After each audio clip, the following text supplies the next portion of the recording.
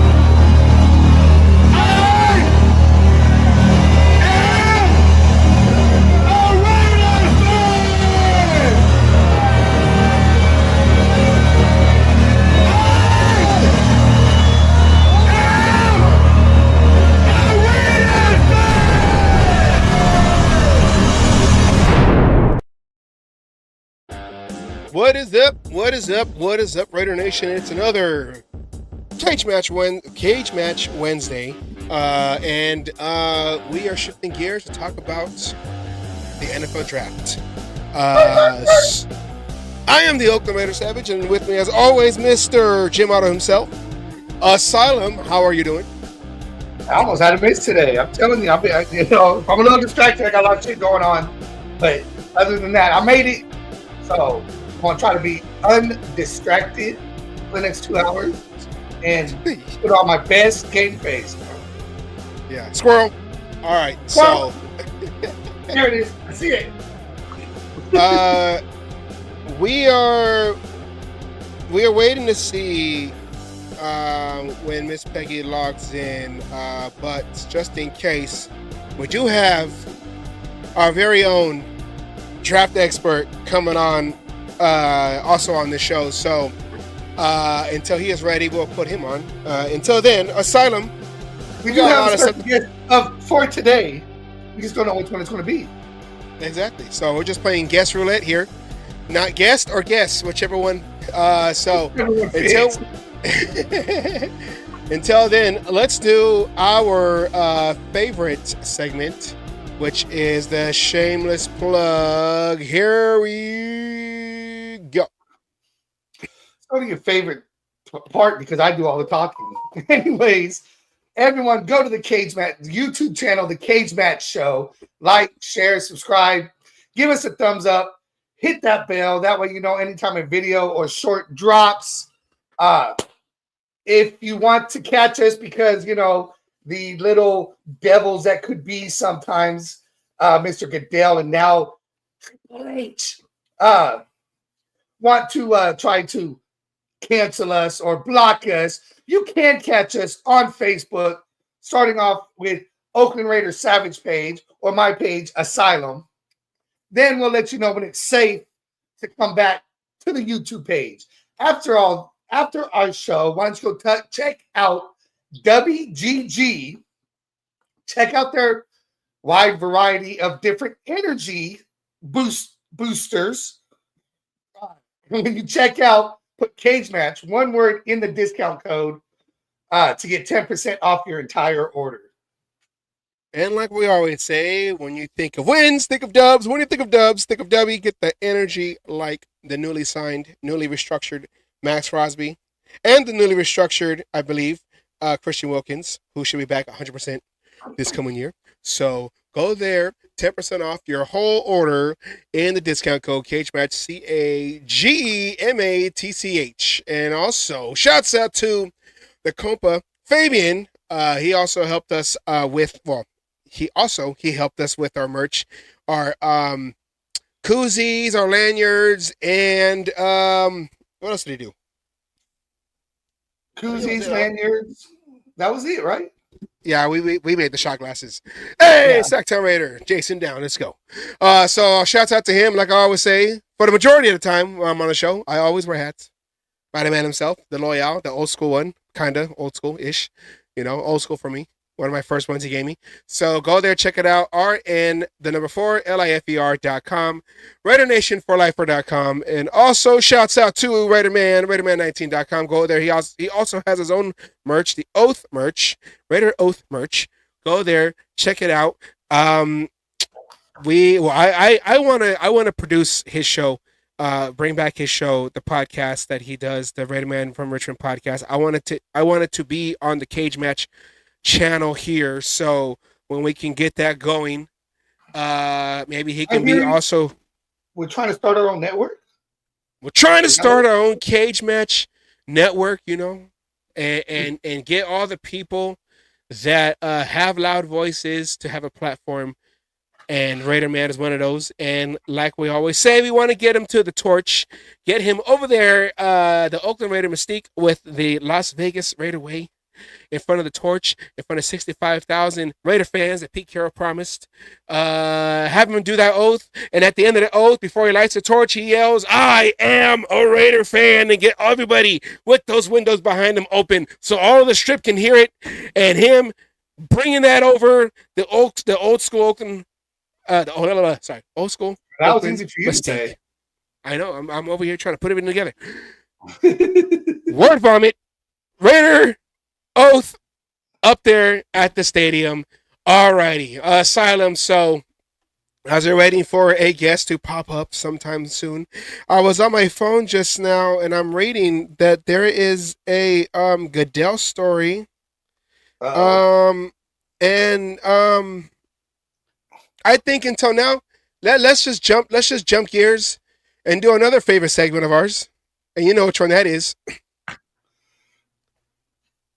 I don't have it ready. Which segment is that?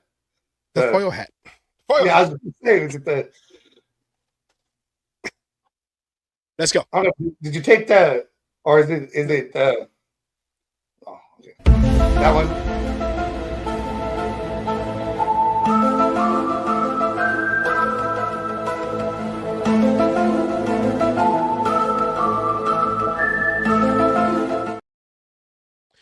So the news that I saw over here is that Roger Goodell made a deal with Under Armour again. So Under Armour will be part of the NFL game for $3.1 billion. But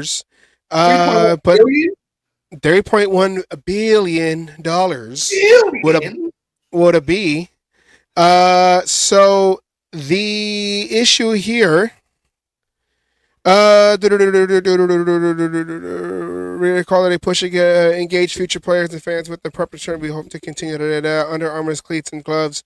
Fan fury over Goodell's decision that tailgate debates hit boiling point. Critics question if Goodell's playbook prioritized profits over legacy. After all, Nike's $203 billion empire still outfits every team. The announcement sparked reactions hotter than a stadium nacho cheese pump. Purists roasted the move like a Thanksgiving turkey. Under Armour cleats were always the worst quality. They never lasted even half a season, grumbled one ex-user, channeling every high school coach's nightmare. Others were blunt, no effing poll because there is no need. Under Armour is effing terrible. That's what the article says. But not all takes were sour. And, other people said, I love Under Armour, da-da-da-da. So I guess the issue is, that Goodell, and we always talk about it, it's even in the intro, Goodell's about his money. Netflix. Money. Netflix, getting NFL games and Prime and Apple and all them streaming, and you still got to pay a lot of money for the NFL ticket. And now Under Armour comes in again, and people don't like the quality. Now, the only thing I really owned of Under Armour was a pair of shoes that I got from a discount. I had a gift card, and I bought some Under Armour shoes for like $60 as the store Sports Authority was closing down over here where I live. So and they lasted for a while. I still got them. The bottom is smooth, so they're a slip hazard. But believe it or not, but Brady owes stock in see, and that's Steph Curry's brand. But apparently people don't like the fact that Goodell made a deal with Under Armour, and I don't want to say it's a rival to Nike because Nike obviously has been around longer and is a much bigger brand, but it all goes back to the same question. Asylum, is Roger Goodell really more about the money than the tradition of the NFL or the traditions of the NFL? I think you answered that when you started to read about the article. $3.1 billion. What'd that tell you? And I mean, man, come on. I mean, to me. Okay, well, I got a message from Peggy here. Power outage in our area tonight. My phone just got charged again. Going to have to come on next week. So we'll have Miss Peggy next week, not this week, because in her area she has no power. Which sucks. Now back to what we were talking about. I mean, it's obviously about the money. I mean, come on. 3.1 billion. Do you really think they need to offer them 3.1 billion for 3 years? I mean, but the teams ain't getting none of this. They're just getting what? Some free merch, and it's Under Armour, so it's all the shit they wear under their Nike shit. Their socks, their underwear, them things that go in between the pads and the jersey. I mean, maybe a fucking do-rag or two. And it's funny because I remember in school, and I didn't have brand names. I was rocking Payless. Okay, so I don't know. I was rocking Airwalk before fucking anybody knew what the fuck those were. Okay, before they were the skater shoe and shit. Well, hey, my shoes lasted. Remember British Knights? No, that's before my time. The older people remember. I mean, I was rocking all that shit. I mean, I know about them discount shoes. BOGO, buy one, get one free, fucking. Yeah, and I was going to say, I remember, I had Payless shoes, and Payless shoes lasted for as long as you don't wear the shoe. If you don't wear the shoe, they'll last longer. You wear the shoe, half a school year, your shoe is talking back to you, toe sticking out like a tongue at the mouth of the shoe. So, Under Armour, hey, my shoe lasted, whatever. But I know one of the rules is if you wear a fit, they all have to be all one brand. You can't have, You can't have one. Oh yes, I love the gods. Well, let me finish this. You all gotta have one fit. You can't have a Nike shirt, Adidas pants, and then Reebok shoes. You gotta have all one fit. And even though I'm older now, I don't care. I still try to be like, I can wear my Adidas pants with the three down stripes. But I gotta have Adidas shoes. They don't work with my black and my panda colored Nikes, but it is what it is. But we got a surprise. The weather said, well, actually no, we fought the weather. And we have what everyone and I won. Sorry. We have the whatever. She's here. I was trying to think of that's the one that everybody's here for, been waiting on. How about that? It wasn't us in our cool hats. We summoned the weather, and here we go. Bring the power back. Let's go, Asylum. Let's bring her in. Hit that intro, please, Asylum, and we'll switch it right over.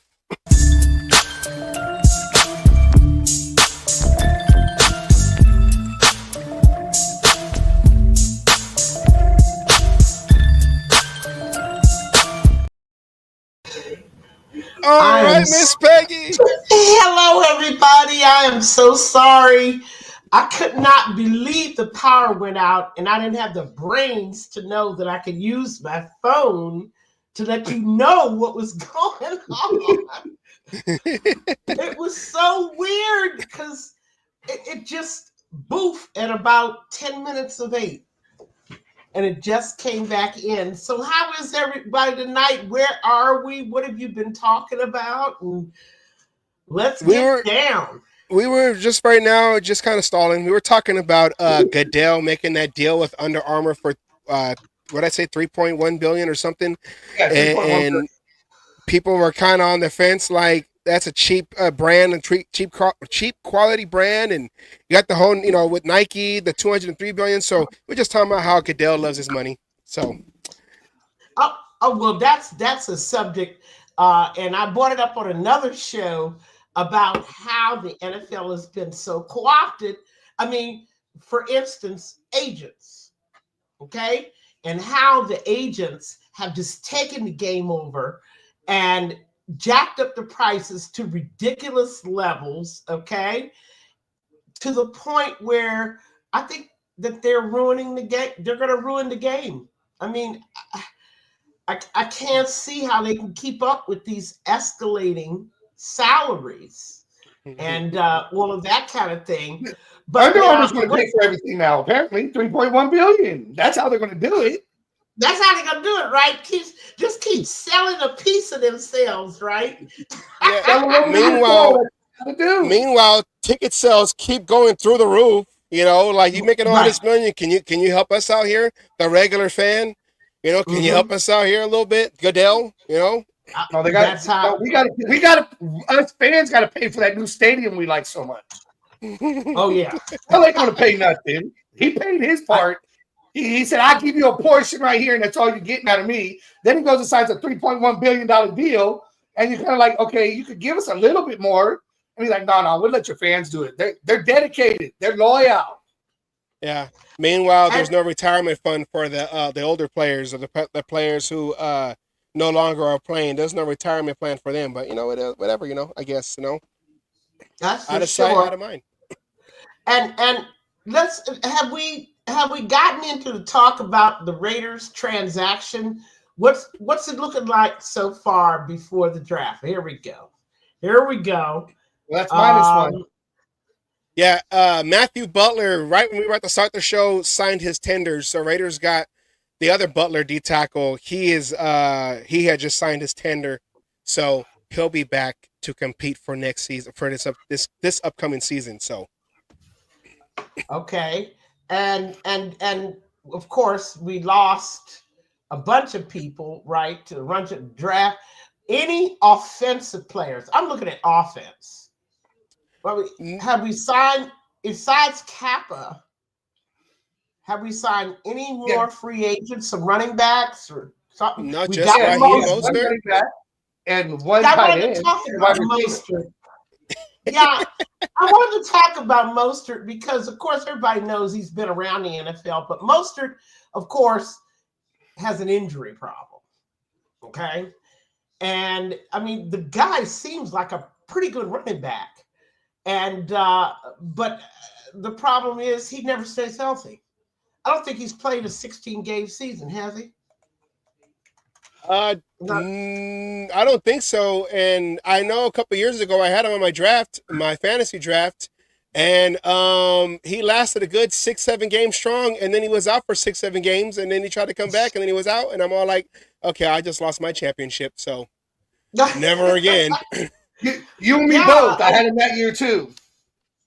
Yeah, I don't think he's, except for the 22 and 23 season, they listed as games started 14 for 22, and 23 in 2023 started 15 games. But I mean, the rest of his career. That's supposed to say offensive stats. Right. I mean, last year in Miami, he only started 1 game, and that was, that was because I'm not sure. They may have lost some confidence in him. Does anybody doubt his skill set? I mean, you have any problems with that?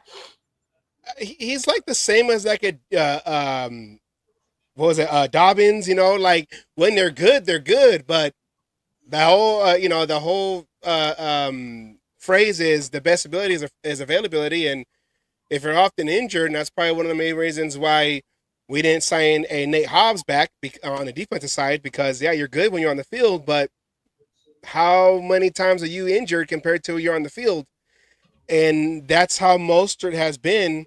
He's been that guy that when he's good and he's 100%, he's good, but, you get that injury, and now you're waiting a while for him to come back and hope that he can come back at 100% like he was at the beginning of the season. What is it that you like saying, though? What's the best ability? Availability. And let's go back to your list. Any other offensive signings that I know of? I mean, I'm trying to reconcile what the Raiders' plan is for that offensive line. And I'm fixated on the trenches. If anybody knows me, for the last 10 years, I have been fixated on the defensive line, specifically the defensive tackle position. I thought we had that solved. We had some bad luck last year. Now I'm fixated on the O-line. Yeah. And did we sign anybody besides Kappa? Well, we signed Ian Thomas, the tight end, which would probably be like another Harrison Bryant type of tight end, a blocking tight end that might get a throw here and there, but that's it.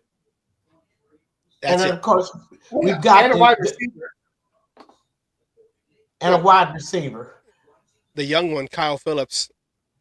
Right. I'm thrilled. None of this works. And anybody who knows football, I don't need to say this to you. None of it works unless you got up front blocking. Yeah. Got to have better performance. And I'm really mystified as to what the Raiders' plan is. Could this new regime possibly just like what we have and think they can make it work and coach them up or whatever? I mean, we did get rid of one big problem. That was Andre James. Yes. No, the biggest problem was Dante Parham. They like this guy. I'm trying to think, and it's not. Maybe it's not Parham. Although if you look at his footwork, it's not that great. It's his size. It's his size. And no word. Nobody's talked about him being released. No word. They were shopping him. I did hear that they were shopping him and seeing if they could trade him. But that was the last thing I heard. And that was a good 2-3 weeks ago. So, I mean, it's been a while since I heard that. I also believe they were shopping him. I also believe that we re-signed Meredith also. So Meredith is coming back.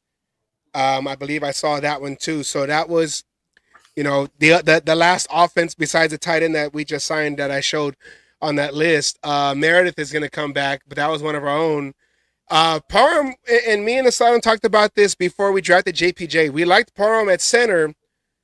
Like, he was good at center. The guard, he was okay. And then when Andre James, I don't know, we felt like Andre James was always that weakest link on that line.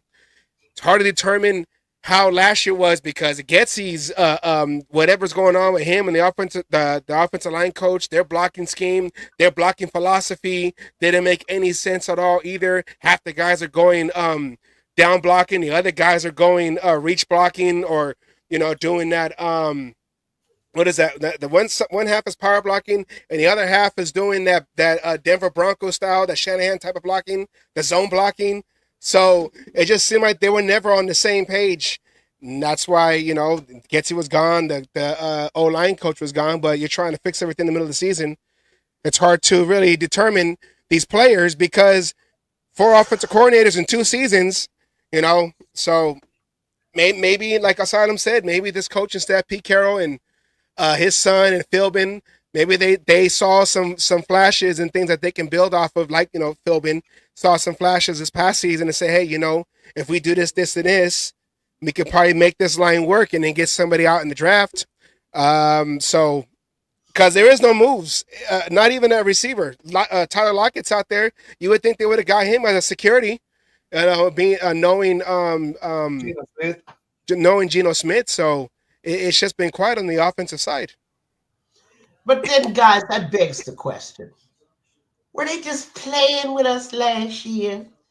Were they just deciding, well, we're going to protest the fact that we've had, all these offensive coordinators and, two coaches in 2 years. I mean, were they not giving us their best? Was that their best? Is what I'm saying. Were they actually not playing deliberately? Or were they trying to play but couldn't? They look like the offensive line looked like they were lost. They looked like they were looking at each other like, was that your guy? Was that my guy? Yeah. So, up until when JPJ took over for center, they started to develop a little bit more. But then when Andre James was healthy again to come back, and I know he didn't start right away, but they had brought him back in, and it just kind of went like this. They just looked like they were confused. They would look like there was no accountability on that line. They were looking at each other like, was that your guy? Was that my guy? Was that your guy? No, Was that mine or yours? It was deeper than that. They were getting overpowered. I have overused that word. I'm so sorry. They were just getting physically beaten. Every single one of them, including the rookies. Yeah. There was not consistency, even play to play, series to series, down to down, game to game. There was not a shred of consistency. They were getting, including Colton Miller. Oh, yeah. Were they just pulling our leg? And I know this is a situation, guys, and I know out there people are thinking the same thing. We probably have to put all of our confidence in Kelly and Carroll on this matter. But I can tell you what, if they don't have that offensive line together, we're looking at a repeat of 2024. I kid you not. Okay? And this hoping and wishing on a prayer, well, more prayers, that somehow the O-line, and I saw the same thing with the defensive line. Every year there was just not thought given or thought put into really developing that defensive line. And the same thing is going on. We're just praying that they get better. And I regret now. What do you guys think about the draft? Do you think the Raiders have just defaulted and said, hey, let's wait for the draft? It does, with and I'm not saying we got Geno Smith, so the quarterback in the first round is off the table, but it does kind of give the Raiders more options with that overall 6th pick. Maybe they can go another best player available, or it's taking us to the Homer, or I mean, it's kind of wide open now where you can't really tell what the Raiders are going to do with that number 6 pick. I know a lot of ties are to Genty, the running back, but the way, I guess, with Geno Smith, that kind of opens the door for more options with the Raiders, or they can just go and trade out of it and get more picks. So the Raiders have more options. Right? Yes. So I mean, I like, for instance, Vincent, I agree with you. The O-line should be handled in the draft. Problem is, you got to wait for that. You got to wait at least a season. People want to glorify and over talk about what JPJ and Glaze did, but the fact is they were rookies. They made a lot of mistakes. Yeah, but they were rookies, and they were overpowered too. In a bad system. Many games. In a bad system to begin with, okay? Now you want to bring in more rookies Who knows? We might get lucky. I mean, for the Raider fan that thinks putting together a top O line is something that just falls together by itself. Okay. The Raiders have given us no choice. We've just got to wait. They don't have. Do we have a choice? You know, this has been like that for the last 20 plus years. And by the way, the Chargers managed to get Becton from the Eagles. Okay. They managed to get at least 2 top free agents assigned. Mm-hmm. This is one of the things I thought Carroll was going to bring us, was more free agents to our door, but that didn't materialize. Yeah, and that's one thing that we're like, okay, what are we going to do? Because we had the second most cap space behind the Patriots, who's been spending like crazy. And I was I think it was Jason Downs. Seen that? They got Diggs. They got LeBron. With everybody else, they even outbidded us for that linebacker with that Ellis that we tried to get. No, they didn't outbid us. They matched the contract. They matched them.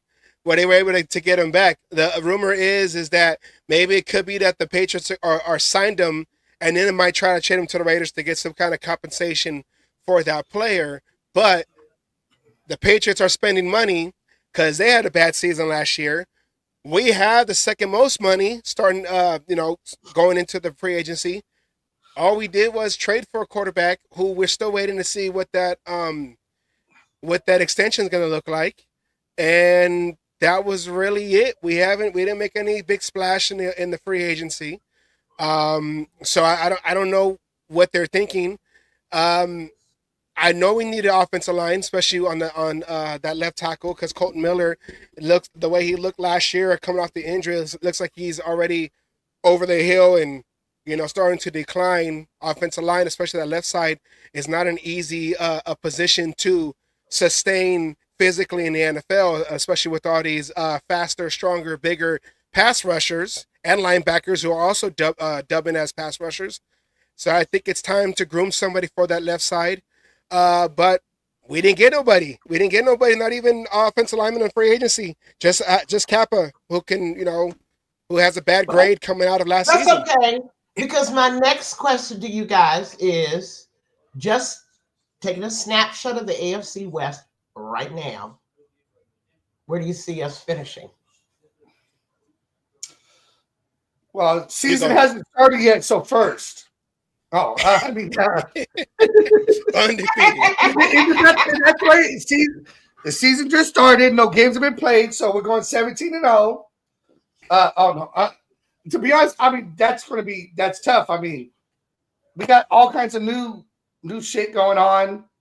New coach. I'm going to ask this question after the draft, and then repeatedly all the way up until opening day.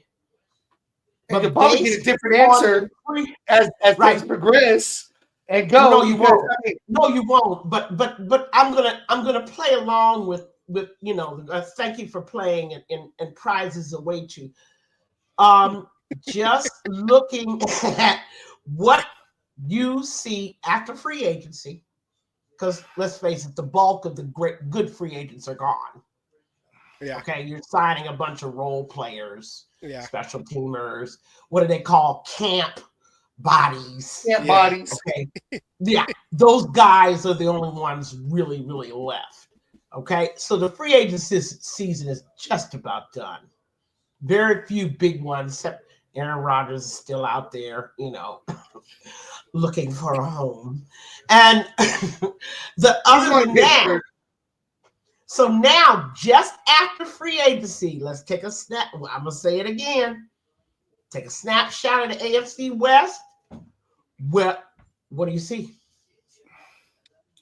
First, second, third, or dead last again? You have Denver coming back with a second year rookie quarterback with Bo Nix. So maybe people will figure it out more. We will still have our defense going into their fourth year. Fourth year under Patrick Graham, so the defense will at least keep us in games again. notwithstanding the fact that we've lost some key pieces. Yeah, we got to get Well, that I thought secondary we built lost up again. two leaders, Spillane and Morick. They were definitely emerging as leaders on the defense. They're gone. That's not the same defense. No. No, those and this is not to be meant to be a downer. This is meant to be, let's adjust our expectations. I don't count what happens in the draft. These are rookies. We don't know whether they're going to make the transition from college to the NFL, quickly or, at a top level. Let's face it. What happened with Brock Bowers? That's a once in a lifetime thing. Okay? We may have seen it with Mac, right? But even Mac wasn't that good in his first year. Not like Bowers. Okay? Crosby wasn't good in his first year. Yeah, I mean, not like Bowers. We saw something generational that only happens once in a generation, where you have a guy come straight from college and dominate his position. Okay? That doesn't happen. 99% of the time, that doesn't happen. You have to give these young guys a chance to make that transition, to keep up with the speed of the game, all these kind of things. But now y'all avoid my question. Because you don't want to seem like Debbie Downers. We're trying to stay in the middle of being negative and being, I know he's still in the comments, being a homer, meaning, we're going to 17-0, the Chiefs are going down, we're going to take over, it's going down. But, Peggy has never, held back on the realism, because you see, I'm one of those fans that are going to stick with the Raiders through thick and thin. Win or lose, I'm going to be right there. Okay? Yes. So I have earned, and fans like me have earned our right to tell it like it is. And from where I'm sitting now, I can't see anything different on offense, except now we have a real offensive coordinator. That's a plus. We have a new quarterback, all right? Serviceable veteran. But that means the wide receivers have to adjust to him.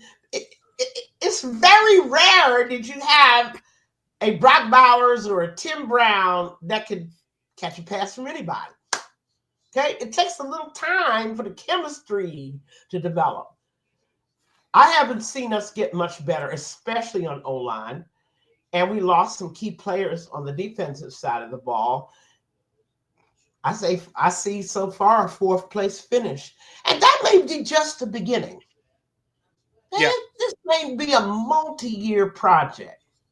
Lord knows we've been talking about that for how long. We talked about it before. The minute we went and changed head coaches, we knew this was going to be a multi-year. This was not going to be a single-year turnaround.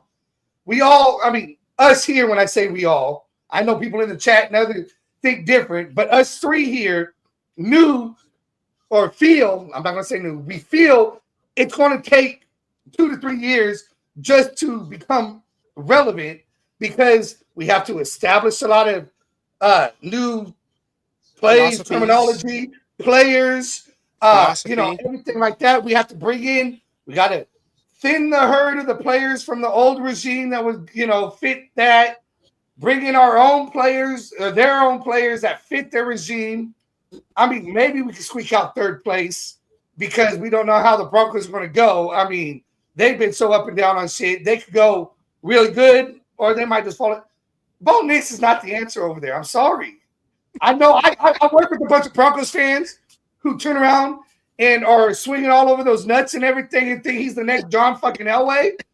But he's the next Elway. Okay, the NFL. I saw it with CJ Stroud. Stroud did it to the playoffs, and I'm not taking anything away from him. But CJ Stroud year 1 and CJ Stroud year 2 were not the same players. Teams were starting to figure it out. And year 3 is going to be even different. But no, the one thing Denver has that we don't have, continuity. Coaching continuity. Yeah. The same system. Year 3 with Sean Payton. Right. The same system in place. And see, we talk about multi-year projects. We're talking about the same system in place. The Raiders have not demonstrated that they're able to do this. Okay?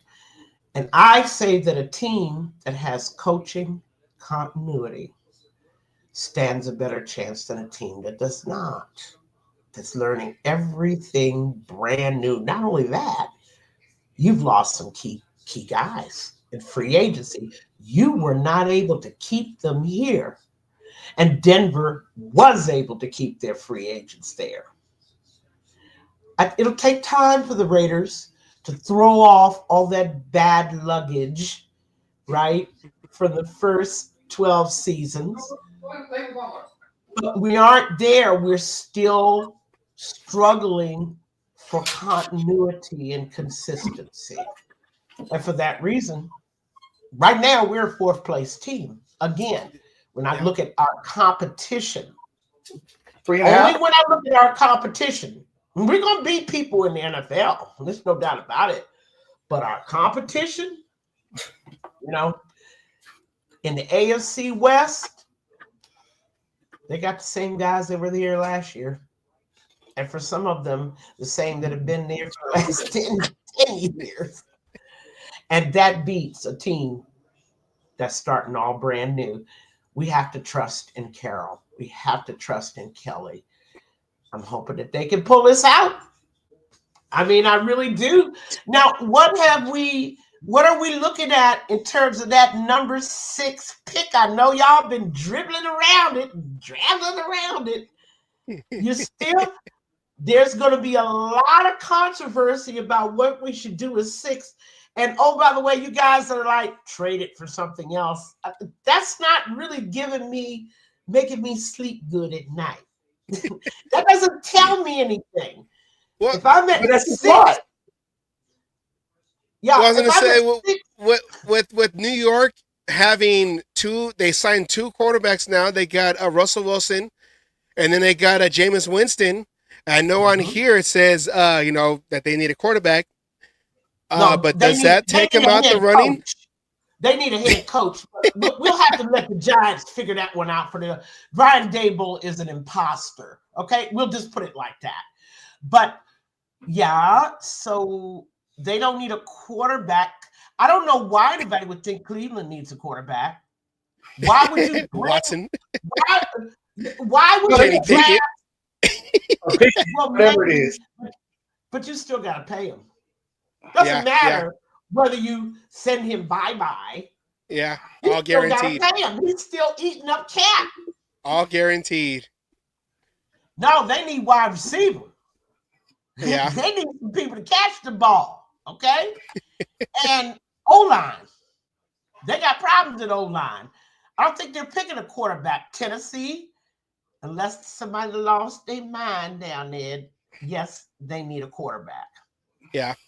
And they're saying the Tennessee is getting Cam Ward that it's all about 2 and on because 1 is basically locked for Cam Ward. But look at the way it's shaping up here.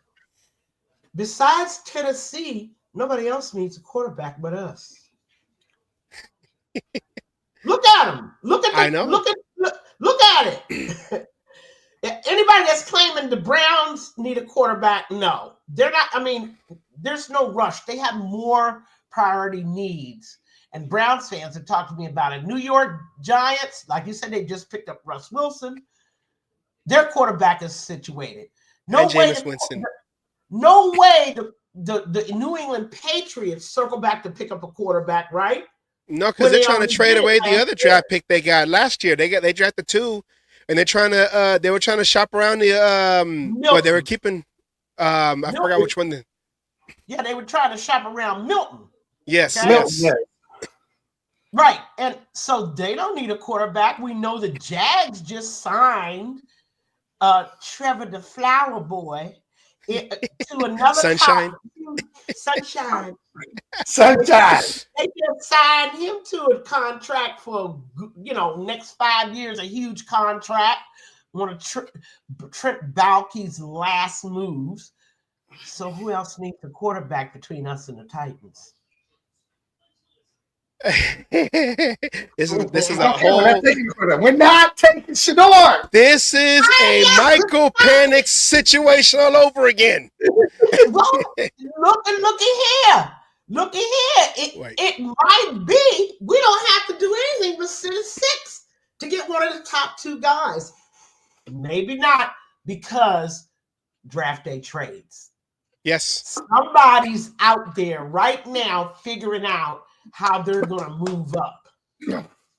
Somebody out there is panicking. Just like the Falcons did last year with panics. Correct. Somebody out there is panicking and going to offer one of those teams in between. Hey, who knows what the 49ers are really thinking? Okay? I mean, Purdy may seem like your system guy, but maybe Shanahan is panicking, wondering what is he going to do if Purdy doesn't work out. But are you saying that we need a quarterback, though? I think that could very well be in Pete's plans. Yeah. And notice I say Pete, not the GM. Yeah. That could very well be in Pete's plans. Geno to take the pressure off the quarterback position, although it's not an O-line. Anyway, Aiden, just because he's a guy that's earned a chance to start, okay? And then you've got a rookie sitting on the bench. It's actually the perfect quarterback world. Certainly a reverse. We still don't have, quote, a franchise quarterback. We don't have our replacement for Carr yet. No. But it may be a step in that direction. And again, go ahead. I was just going to say, we all can say Geno Smith is a bridge quarterback for us right now. That's what they're saying. You know, but remember, the GM don't run this show. Pete Carroll does. Right? Yeah. But he's still, I mean, and his new contract that they're saying is supposed to be happens to run the same as the new coach, Carroll. So, I mean, what's that telling you? That's a bridge quarterback. I mean, unless he goes out and out of those 3 years wins you 2 Super Bowls, are you really keeping Geno Smith after 3 years? But you're making too much sense. You keep forgetting there is no check and balance of what Pete wants to do. There's nobody big enough to stand up and say, Pete, you said we were going to get him to finish out that 3-year contract this year, but there's no way we're going to pay Geno $40 million. Do we have anybody? Right? I thought that was Tom Brady's job now. Excuse me. Do we have anybody in the Raider front office with britches big enough to tell Pete that? Tom Brady. Tom Brady. He don't work in the front office. He's an owner. He's doing front office things. The Raiders, we're still doing crazy things. That is not how a championship franchise runs, and you guys know it. Yeah. Well, that's what I keep saying is Mark Davis been trying to get all these guys. You know, you had to do it for him. Yeah, but Mark Davis still wanted to be up in front and center. Like, oh, look what I did. Yeah, look what you did. It's been what 2011. So it's been about 14 years since Al Davis passed away. 2011. So about 14 years in October, and the highest win total we've had was 12-4, and we were still a wild card team with Del Rio. Well, and then the next one was like 10-6, I think, was with Versace. With Versace, yeah. 10-7.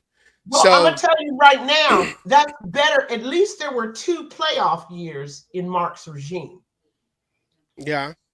The last 10 years between 2003 and 2011, that's 8 years, there were none. Oh yeah. Okay. And we lost 100 games too. Yeah. Now, I'm just saying the Raiders still don't understand, and there's a reason why we still don't understand how to organize a winning franchise at the top. Mark is still ceding too much authority to somebody else to make all the decisions that he should be making.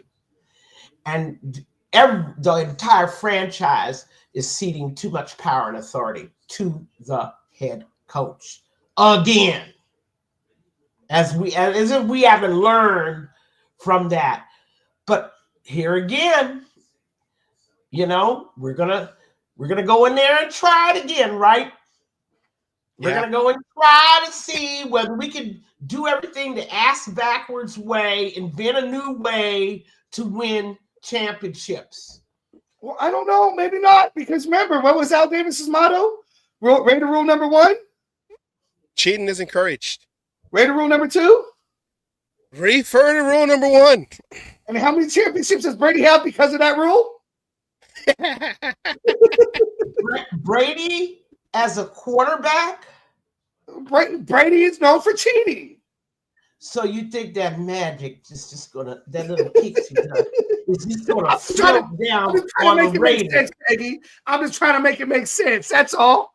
Well, let's look at it reasonably. There is a possibility that a quarterback will float down to us at 6. Oh yeah. Now, I just can't see any of the teams in between. If Cleveland goes for a quarterback, I would say they wasted that pick.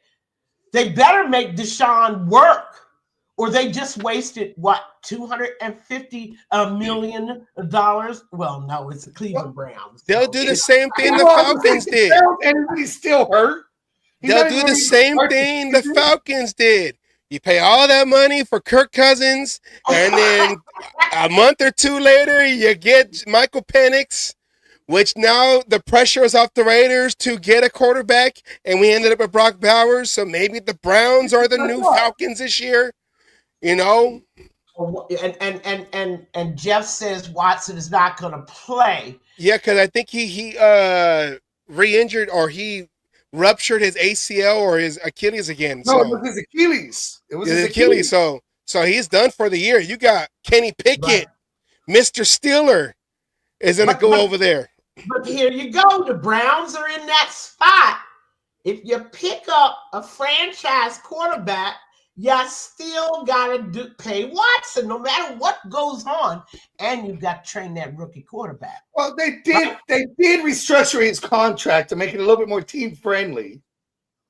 Well, friendly or not, them little Benjamin Franklins are waving on the way out the door, okay? They're going to the massage parlor. Exactly. and okay, so the Browns bring in a rookie quarterback. How does this make them better? Because he's going to be behind Pickett. And by the way, he's going to start over Pickett. Wait a minute. When you bring in a franchise quarterback, you have to redesign your offense and your offensive scheme, as well as your weapons around that guy's skill set. They have to do that anyways. They have to do it with Pickett. It don't matter who the quarterback is, because we know it's not going to be Watson. So whoever that damn quarterback's going to be, they're still going to have to do the exact same thing you're saying. So why not do it with the rookie? Yeah, and they let Jameis Winston walk, so points too. I'm with you. I'm with you on Cleveland, and poor little Titans. I don't think it matters which quarterback they pick. They don't have the weapons. No. Down there in Tennessee. No. Okay? And a young quarterback has to have a few things, not just one or two things. A young quarterback has to have the OC that understands his skill set and how to build. He Mhm. has to have the weapons that complement. And of course, he has to have an O-line, right? To give him those extra 2-3 seconds that he gonna need initially to make decisions. We proved that last year. And finally, he's got to have a running game. Of course, Tennessee gave their running game to the Ravens. So, Oh yeah, and they didn't know how to use them either. well, Yeah. of course. Oh, but in Baltimore, it's the Lamar Jackson show. Didn't you know? Oh yeah. Look at your ticket. It doesn't say the Baltimore Ravens show. It says the Lamar Jackson show. Featuring the Lamar Ravens. Ravens. It's not Baltimore Ravens. It's the Lamar Ravens. Featuring He's the rest of David team. Ruffin, and the Ravens are the Temptations. Exactly. For them So- old schools out there. So I don't know what the Titans fans are telling me. They got their rosary beads out and stuff.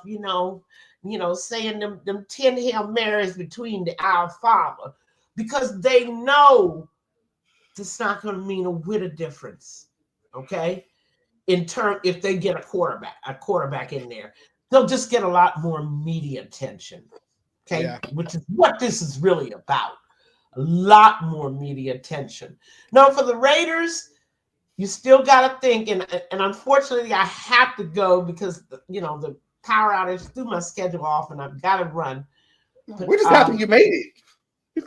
No, I'm happy. I'm always. I could not believe it, but sitting in here in the dark, right, fumbling around looking for candles. Good luck with that. I still haven't found the candles, by the way. But the whole point is, maybe we'll do this to the next show to have dreams. Let's get a savage. Let's get a list of guys that you think are worthy of the number 6 pick for the Raiders. Oh, she gave you homework. You got homework. I got homework. Because And we got candles too. Course, I'm with them. Oh, there you go, Juju. Yes, look at that Juju. But wait a minute. I'm kind of with the people that say if Junty is sitting there, get him. Maybe there's Asylum where you telling me that you kind of like offensive tackle, I think. Somebody on the offensive line, tackle guard, just an offensive lineman. Yes, that's what I was saying. Remember, we talked about the 6th pick here. Okay, that's the homework. If I gotta go, I think there's key defensive players, but they're probably not going to be there. So, I've said this over and over again. You win football games in the trenches. In the trenches. Yes. That's offensive and defensive line. Those are the trenches. So sometimes you got to pay that higher pick that you got and get that guy. And the next question, and this is a good point. Yes, Junty's problem is that he doesn't have he's not the complete package as an NFL running back. As you recall, they didn't ask him to pass block. He wasn't even in passing situations a lot. Okay. Can he pass? Can he catch passes? That's what we'll want to look at next time we're on. If we're going to pick Junty, is he a complete package or are we going to have to teach him some things? Okay? Today's NFL, a running back must be able to catch passes. Yeah. I'm sorry. You have to be that third look, right? That third key. You have to be able also to protect your quarterback, which means you have to know when the blitz is coming. That takes a little time for a rookie to develop that instinct, especially if he never did it in college. There's an instinct about that. For years, Josh Jacobs was whiffing blocks forever because he didn't understand.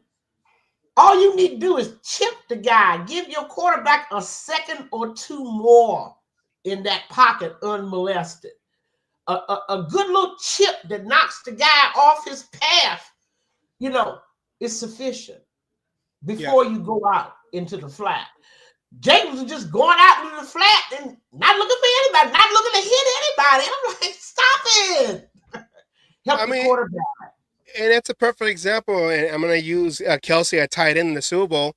He didn't. All you had to do was just occupy the guy for a second. That 1 second that you slow a defender coming in is a lot of time for the quarterback. And Kelsey in the Super Bowl kind of, and that guy, a clear shot to Mahomes, got sacked left and right. We loved it so much.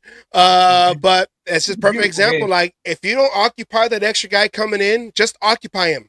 You don't got to go and Maurice Jones-Drew him. You don't got to go Maurice Jones-Drew and stand him up. Tackle him and stand him up and, go, chest to chest with him. I'm not asking that. Just give your quarterback a little more time. Yeah. Okay? Occupy the guy and then bounce out. That can make a difference. And, of course, that's the duty of an NFL running back these days. Anyway, I got to run. And I hope that this doesn't happen ever again. Man, the lights are still flickering. I'm surprised we haven't. God with us. You still made it. A little late, but you made it. Thank you very much for your time. And you have got a great, great audience out there. They are so football smart. Love them. We'll talk soon, okay? All righty, Asylum, hit that outro. Okay.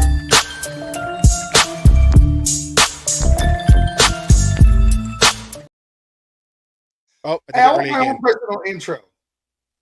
Well, you do. It starts off with John Madden busting through the wall. Okay.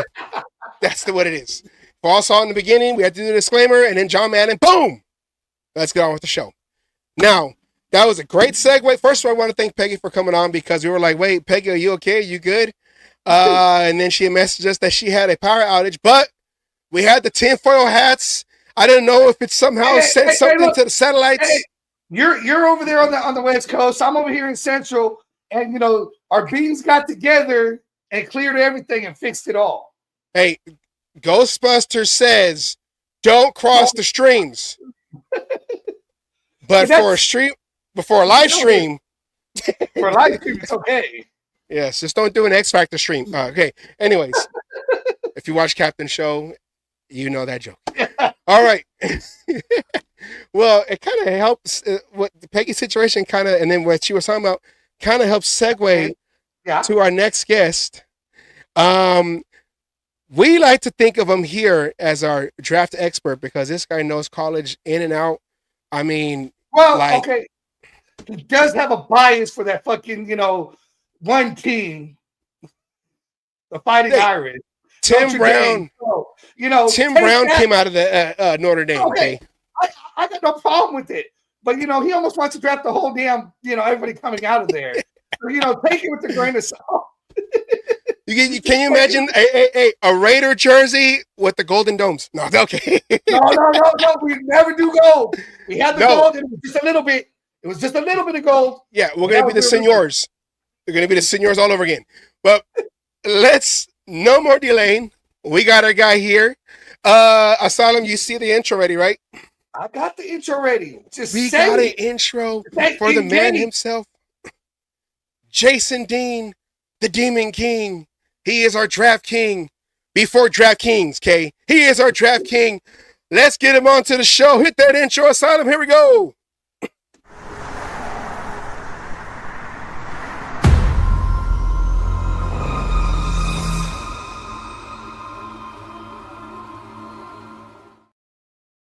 All right, let's go into the Demon King. Oh, what happened? There we go. Wait, where did Asylum? Wait. Where'd Asylum go? Hold on. Let me fix this real quick. Hold on, Demon King. Go back. Get you back. How did you drop off? Here we go. I did. You did all this. My guy. You're the expert. Wait a minute, Asylum. I do have one question. What's wrong with drafting all Notre Dame players, my guy? We were number 2 in the country this year. Come on now.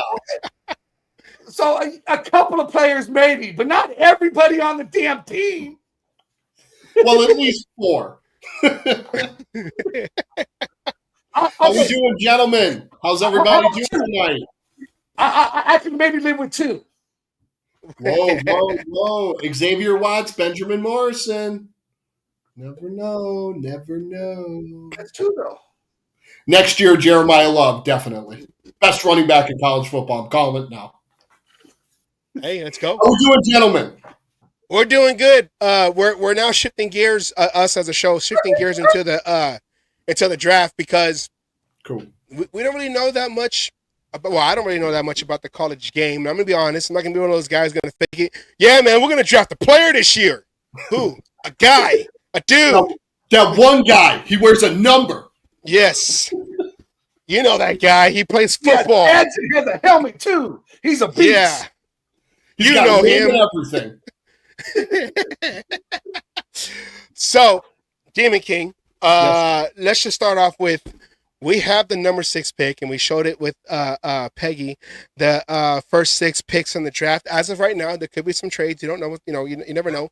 But and then the question is, after the Giants had signed Russell Wilson, older quarterback, and Jameis Winston, who was now this will be his third team since the Buccaneers. Yep. Are the Giants, do you think they're still quarterback needy? Do the Browns pull a Falcons and take Sanders, and now we can get best player available? Well, here's the thing, guys. This quarterback draft is 2 guys, basically. I'm Cam Ward, Shedeur Sanders.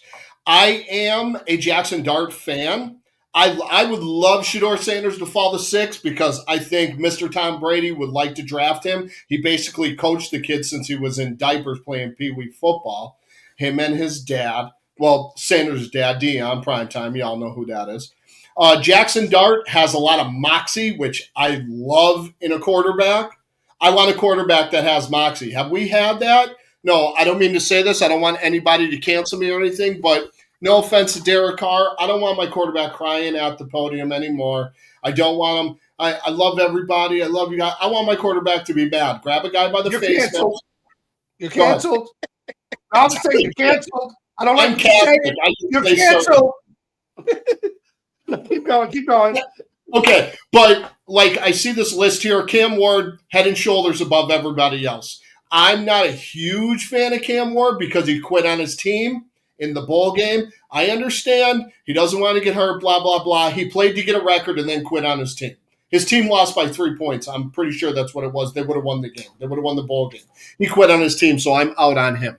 Shedeur, I do like Shedeur. I would like him to be in Vegas. That'd be awesome. We got a face to the franchise other than Max. We got a guy on that side of the ball. Max likes him as well.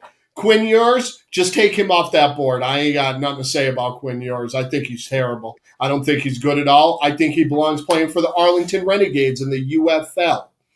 And Kyle McCord. I have some things on Kyle McCord. We could talk about him real quick if you guys want. Do I have another quarterback? That's up to you. You talk about whoever you want. Okay, Kyle McCord. He's got a good arm. He played in a pro-style offense in Syracuse. And if you guys don't know, he was with Ohio State first. It got competition there. He left. He went to Syracuse, which he actually played well. But Syracuse is not. Okay. Before you go further, when he played for Ohio State, was that with Chip Kelly? I don't think. Chip Kelly? I think it was before Chip Kelly, but he did play in a pro-style offense at Syracuse.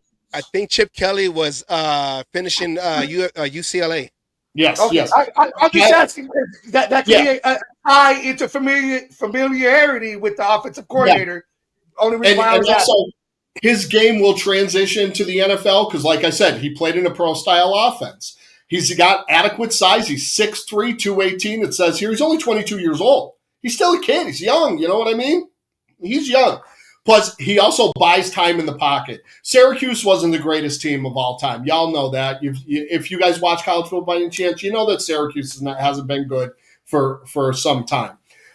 He's got to get better leading his receivers. That's one thing that he's not great at. He will throw. He doesn't throw to the as the receiver's breaking into us. He's got to be able to lead a receiver much better. But other than that, I would take Kyle McCord with like a 4th or a 5th pick. He's going to sit. Geno's going to be there for a couple years. I enjoy Geno. I'm glad we got him because he's better than everything we have. Mm-hmm. And people are going to argue, I know they will, about Aiden O'Connell. Well, if Aiden O'Connell was that good, he would have beat out Gardner Minshew last year. Just saying. I mean, and I see here, Riley Leonard didn't make the list. Here's the thing about Riley Leonard. Riley Leonard is a fantastic runner. He can run. He's not a great passer. He's not great. He can throw the ball, but he needs a lot of work with that. He would have to sit for like 3, 4. I wouldn't see him as a starter in the NFL. He's got adequate size too because he's a big kid. I don't know why you have Cam Rising up here, and his age is wrong. He's like 30. Cam Rising was in college. He played college on Jesus' team. Is he that? Who was that? Who was that one dude a long time ago from that Little League World Series pitcher that got MVP, and then they found out he was Danny Almonte. Yeah, Danny Almonte. Yeah. He was like 17 playing against 12-year-olds. I remember him. Oh God. Hey, rule number 1: cheating is encouraged. Okay. And I know. Here's my thing. I know we got, like, everybody, we have a ton of I told you so's in this fan base. There's a ton. Everybody wants to be right because they don't want to be told, well, you were wrong about this player. I'm okay with being told that. A lot of people are not. I told you this guy was apparently. Don't get me started on people. Like, let's wait till it plays out, huh? Quit thinking that we're just like Homer said, we're going to win 4 games. I think you're absolutely, totally wrong. But you know what? That's your opinion, and it's my opinion too. I'm sure if we win 4 games, he'll be the first one to call me. I told you so. Well, guess what? GM Homer, you got the job. Awesome. Great for you. Anyways, back to these players. Okay. Now, I know we need a quarterback. Okay. We have Geno there. I know you did, Homer. I know you thought you'd be good. We had Geno there, okay? I'm okay with not – no. And I don't respect nothing. And he's yelling at me. He's using capital letters. I love you, Ed Winchell. You know that. Ed's old. He might not know the caps locks is on. I love him to death. Ed's a good dude. Anyways, like I said, this year – if we were to get a quarterback, we can go deep, get one later in the rounds, and I have somebody here. Okay. I have Mr. Brady Cook. Brady Cook played for Missouri. Okay. He had a career 67% completions. He threw for 9,251 yards, 50 touchdowns, and 15 interceptions. Okay. Now, Missouri wasn't a bad team, played in the SEC. You know, the kid wasn't a terrible quarterback. He's not being mentioned too much, but I think he's going to move up on some draft boards. He's got adequate arm strength and size. Like I said, he's a big kid, and he's tough. The kid will take a hit, get back up off the ground, and tell the guy you ain't got nothing. He's got decent touch where he can drop a ball in the bucket. He's got some good touch, right? He will escape when pressure comes. He will get out of the pocket, and if he can run, he'll run. But if he wants to wait on a play, he'll wait for the play to develop. That's one thing I like about him. Okay? Here's the cons of Brady Cook. He stares at his targets. He's that one guy, and you watch a guy go. You guys know you've seen this before, right? He doesn't take his time. He rushes through the progression. So if one guy's going, he doesn't wait. He's moving the whole time. His head's going here, here, here, here. He doesn't run. He rushes straight through his progressions. He's not waiting on it. And I see Max Brosmer from Minnesota. That's a good one too, Jeff. I like him as well. And another thing about him, I know we're going to hear a lot about his passes are wobbly. They can be tightened up. All this stuff is coachable. You guys know it. It's all coachable. It's nothing terrible where it can't be fixed and we drafted the bum, we drafted the next Gardner Minshew. No, it's all coachable. The kid is smart. He played it in a dominant conference. And I know the play, sometimes that matters, sometimes it don't. But to me, it does.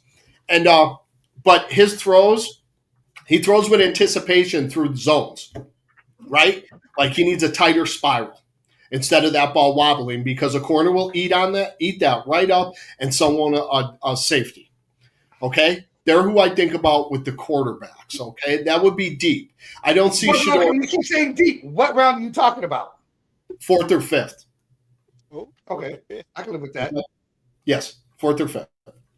But I don't see Shador getting to us as much as I would like. Shador, maybe more 5th, because 108, that's a possible we can get Brady Cook. Kyle McCord, we might have to grab him in round 3 if we're going to go after him, because like I said, he can be taught. He can be coached. He's going to be a decent quarterback to me. This is my opinion on it, okay? Like this is my opinion. I watched him play, and geez, the kid was at Ohio State. He had to be something, honestly, for real. You know how good Ohio State, and Will Howard too. Will Howard had a terrible combine. The kid's still probably going to go in the 2nd round or top of the 3rd because he's Will Howard. He had an assortment of weapons around him, but the kid, when he had to get the good play, he made the good play. It breaks my heart because he beat my team for the national championship. Go Irish. But he still won. Well, I have a question. Go ahead. Now, everyone's saying that compared to last year, that this quarterback class is not that good, but because everyone's pointing to there's only 2 in there, Cam Ward and Shador Sanders. Yes. And I know you're talking about, you like Jackson Dart and everybody, but all these other quarterbacks, are they, like I said, because this is the list that I got from CBS Sports, the one I just had, but are there just quarterbacks that are not out there like a Cam Ward or Shador Sanders? Like, are there many, what's the word I'm trying to look for? Dark horses, or are they just not that good? Or they're not as good? Like Kyle McCord. He's a dark horse. Jalen Milroe. He ran like lightning at his pro day. The only problem Jalen Milroe has is he throws 100 miles an hour, either 80 yards down the field or 8 yards down the field. Sounds like Kaepernick. Yes, he's got to learn how to take a little oomph, as they say, off the ball. But I think Jalen Milroe, a little touch on that ball. huh? But he needs to put a little touch on that ball instead of just rocking, just a little. Instead of throwing fastballs, he needs to throw a curveball. But I do like what you heard about his interview with the Raiders during the combine. Yes. When he turned around and was talking about his flaws and what he's working on and still needs to work on. And when they turn around and ask, don't you think that's going to turn teams off? And he thought, if there's any of these rookies coming out here and trying to tell you what they can do without playing a down in the NFL, then you're crazy to believe them. The kid's that comment there goes a long way with me and kind of puts me up there on the Milroe bandwagon for that one. Ed, do I think I think Jackson Dart's going to Pittsburgh. At 20, I think they're 20 or 21, maybe. I got that for you right here. There they are, 21. I think Jackson Dart's going to Pittsburgh because Pittsburgh is going to sign Aaron Rodgers. It's going to happen because they have no other choice. Yeah, they got all their quarterbacks are gone. Yeah, and Russell Wilson, let's ride in New York. Good for him. You know why? I'm glad he's in New York. Here's the reason: the Yankees need a third baseman too.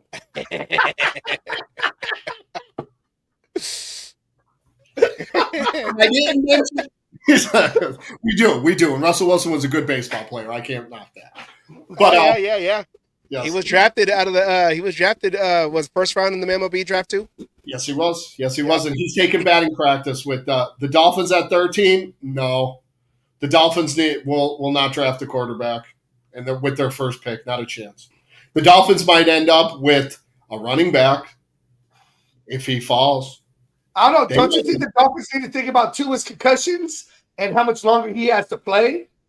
Do you think they paid all that money for him, and then they're going to draft a quarterback at 13? If they do, it'll be in the second round. But at the same time, they paid all that money for him, and all it takes is one more concussion, and his career is done. Then you draft the best offensive lineman out there to protect him. That's your investment. Protect your investment. Yeah. Okay. I'm not And I hear it pop open. I'm drinking Yoo-Hoo. Anyways, but I didn't mention Jalen Milroe. I didn't mention some of those big name quarterbacks. I just wanted to throw a couple names out there. If you guys want to go watch some tape on them, go ahead.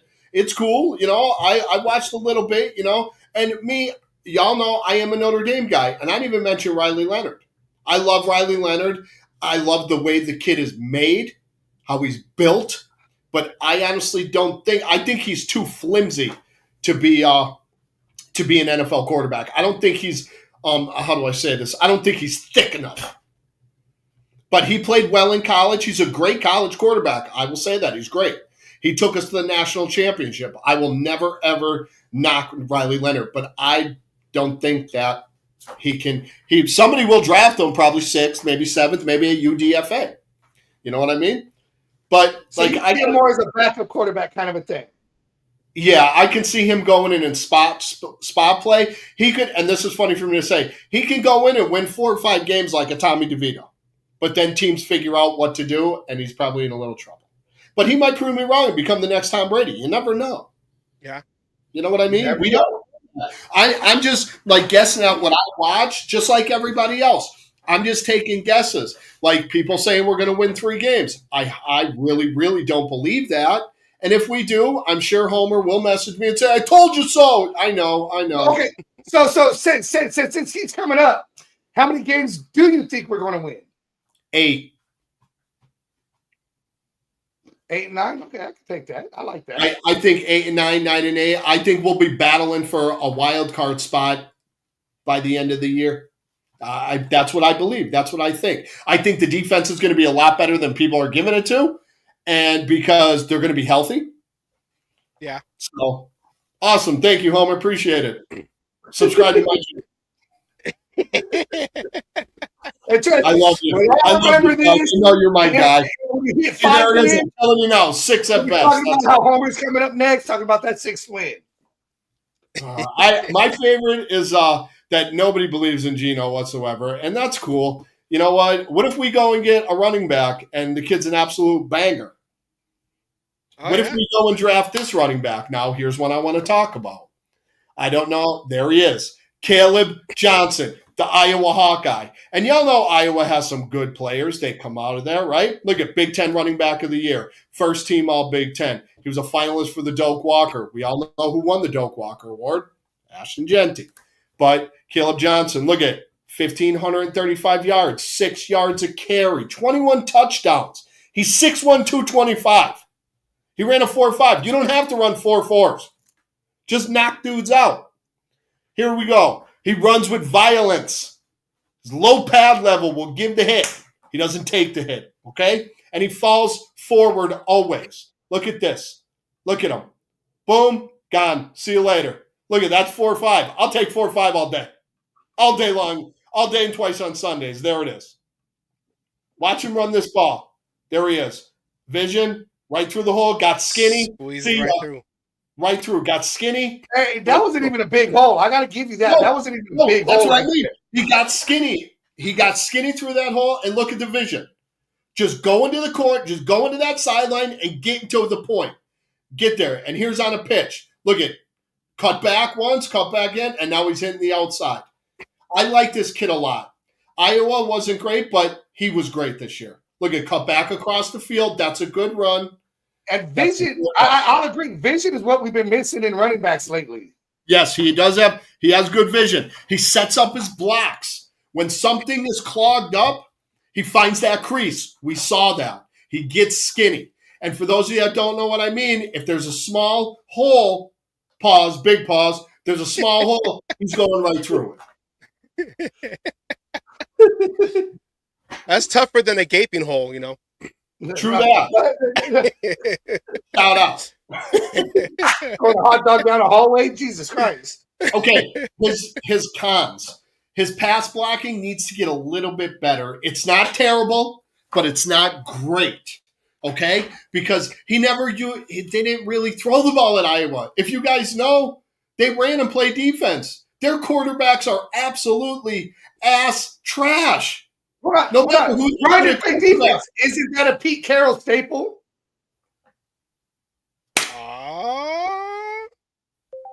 back, right? And also with Caleb, right? I like Caleb Johnson. I'm a fan. I'm a fan of him. He leads with his shoulder when he's going to pass block because he wasn't used to doing so much of it.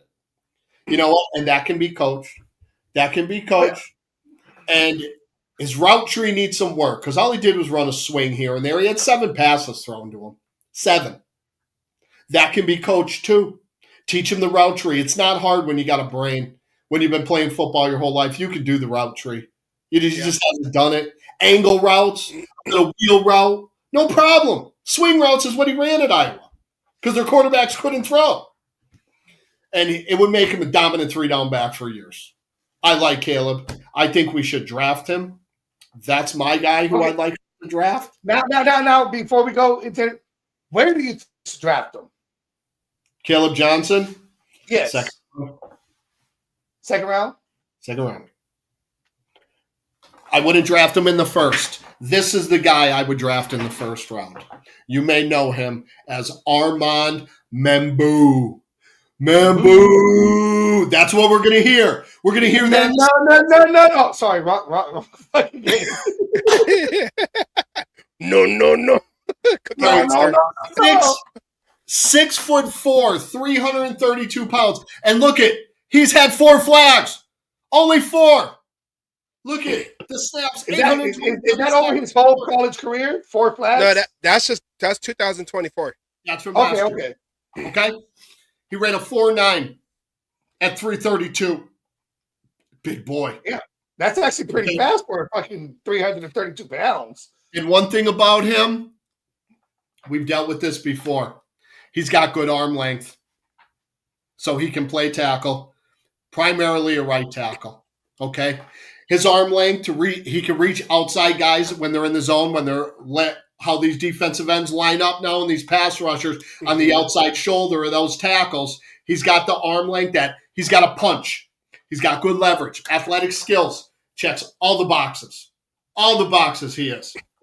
I would move Glaze to guard. Yes, if we drafted Membou, I would move Glaze to guard, and that side would be absolutely dominant. They would be dominant. He needs a little work for his technique, but all coachable stuff that makes this guy a monster in our run game or our passing game. I like Membou. You could see him right here. Where it's circled. Look at getting between the ball carrier and the defender. Ball carrier, look at, get out of here. Get out of here. Mauler. Look at, I'm going to throw you here. Boom. They might call that a hold of his first year, but look at the feet. Look at, I'm going to throw you on the ground. Do that spin technique. And you know, when I was putting this tape for you together, I was looking at him all like, I like his, when he's pulling, he has that patience to look for that first defender, that first threat. Yes. He has that patience. Like he'll put one hand out to somebody and then he can redirect and hit that guy that's trying to come in and make the play. Yes. So that was one thing I noticed, and as an offensive tackle, I can appreciate that because he's looking around. That was one thing our offensive line this past year weren't doing a lot, was looking around down the line of scrimmage. Looking for somebody to block.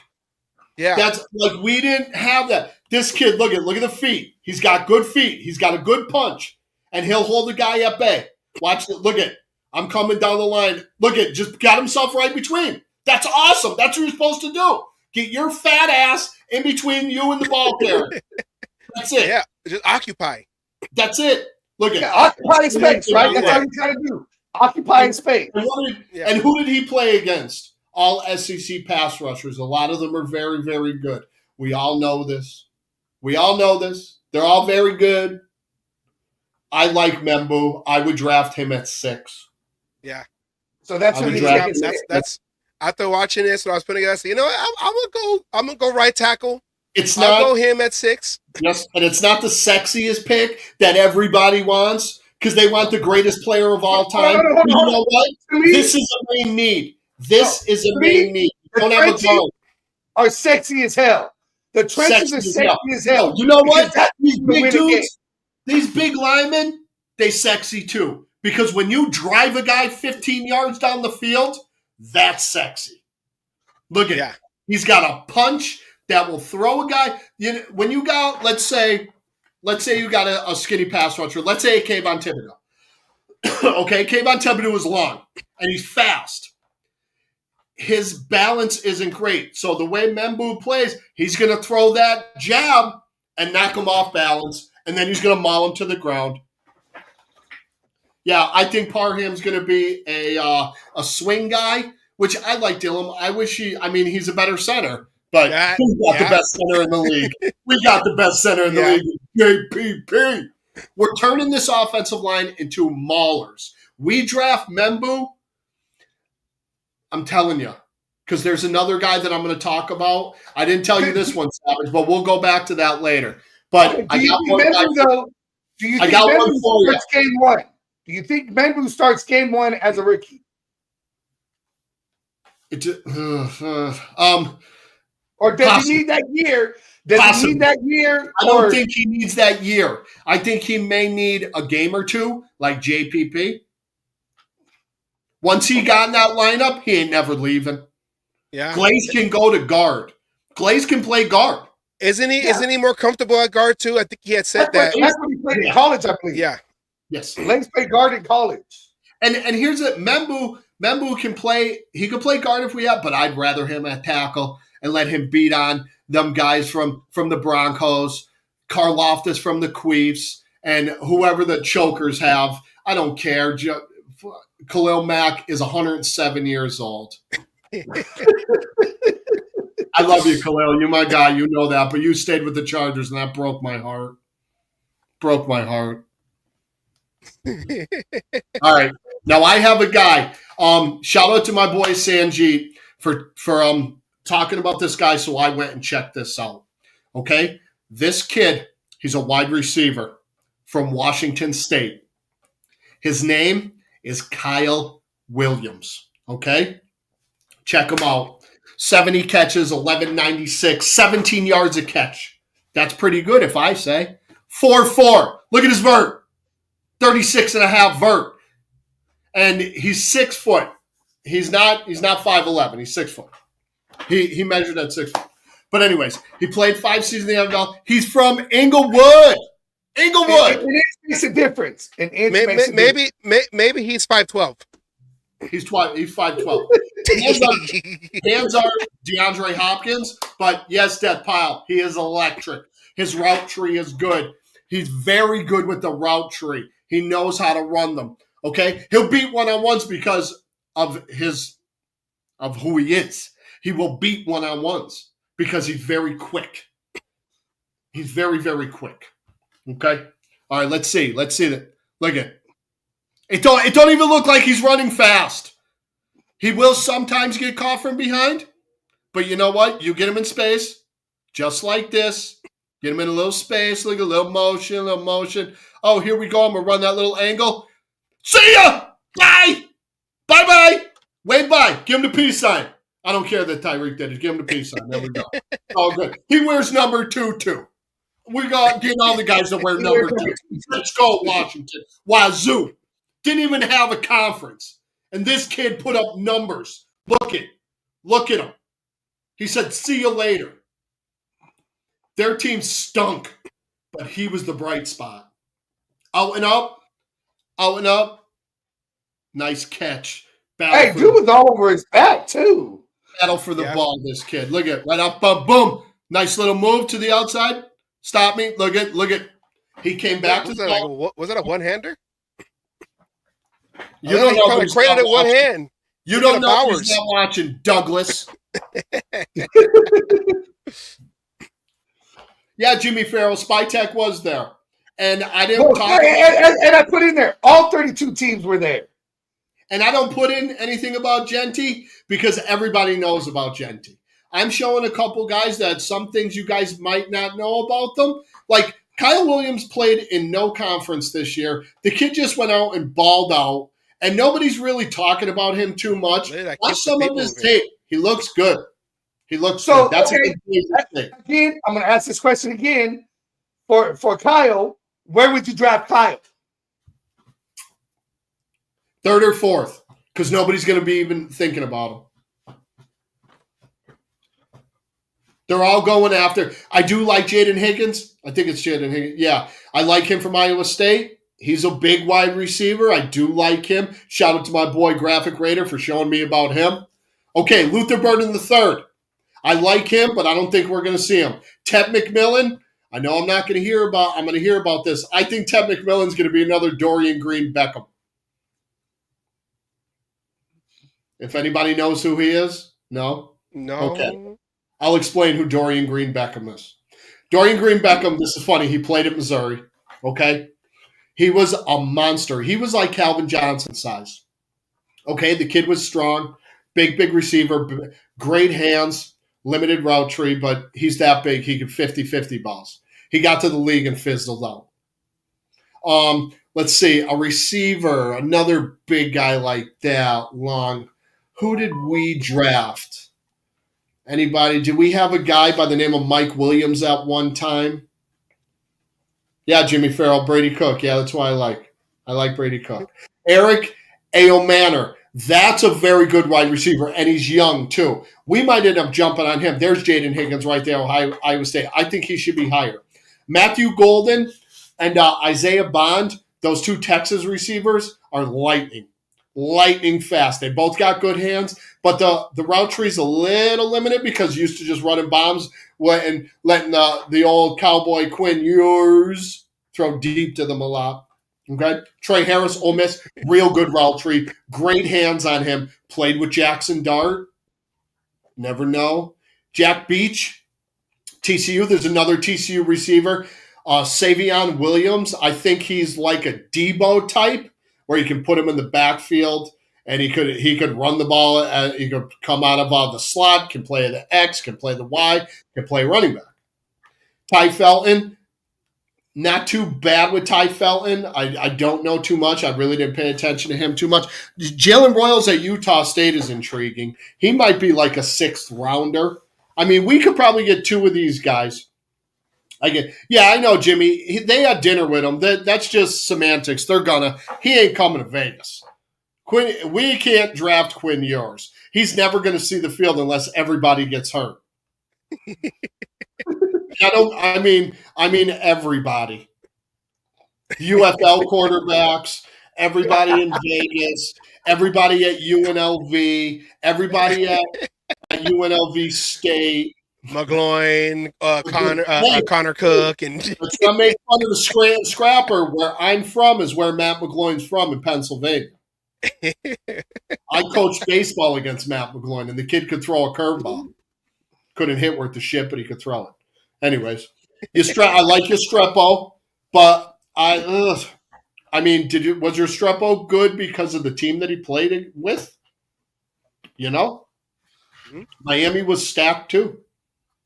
The guys I'm talking, like, some of their teams weren't stacked. You know what I mean? Like Brady Cook, Membu. They had some good players there. Luther Burden. Like, I think they were 10-2. They were a good team in the SEC. Okay? But I got a couple guys I got one for you. We didn't talk about the defense, where we might probably most likely, if we trade down, we're drafting this kid. Let me tell you, this kid is Cam Earl Thomas Chancellor. Okay? He's the size of Cam Chancellor with the brains of Earl Thomas. His name is Nick Emanwari. Look at the size of this guy. 6'3", 220 pounds. A 4.38. 4.38. Look at the vertical jump. Is that a typo? Is that on my screen? No. It's 43. No. That's 43. How big this kid is. He had 57 total tackles, 4 interceptions, 2 touchdowns, 107 yards on the interceptions. This kid can ball. He's a baller. How old is he? He's a junior. He's still a little young, a little rough around the edges, just a little bit.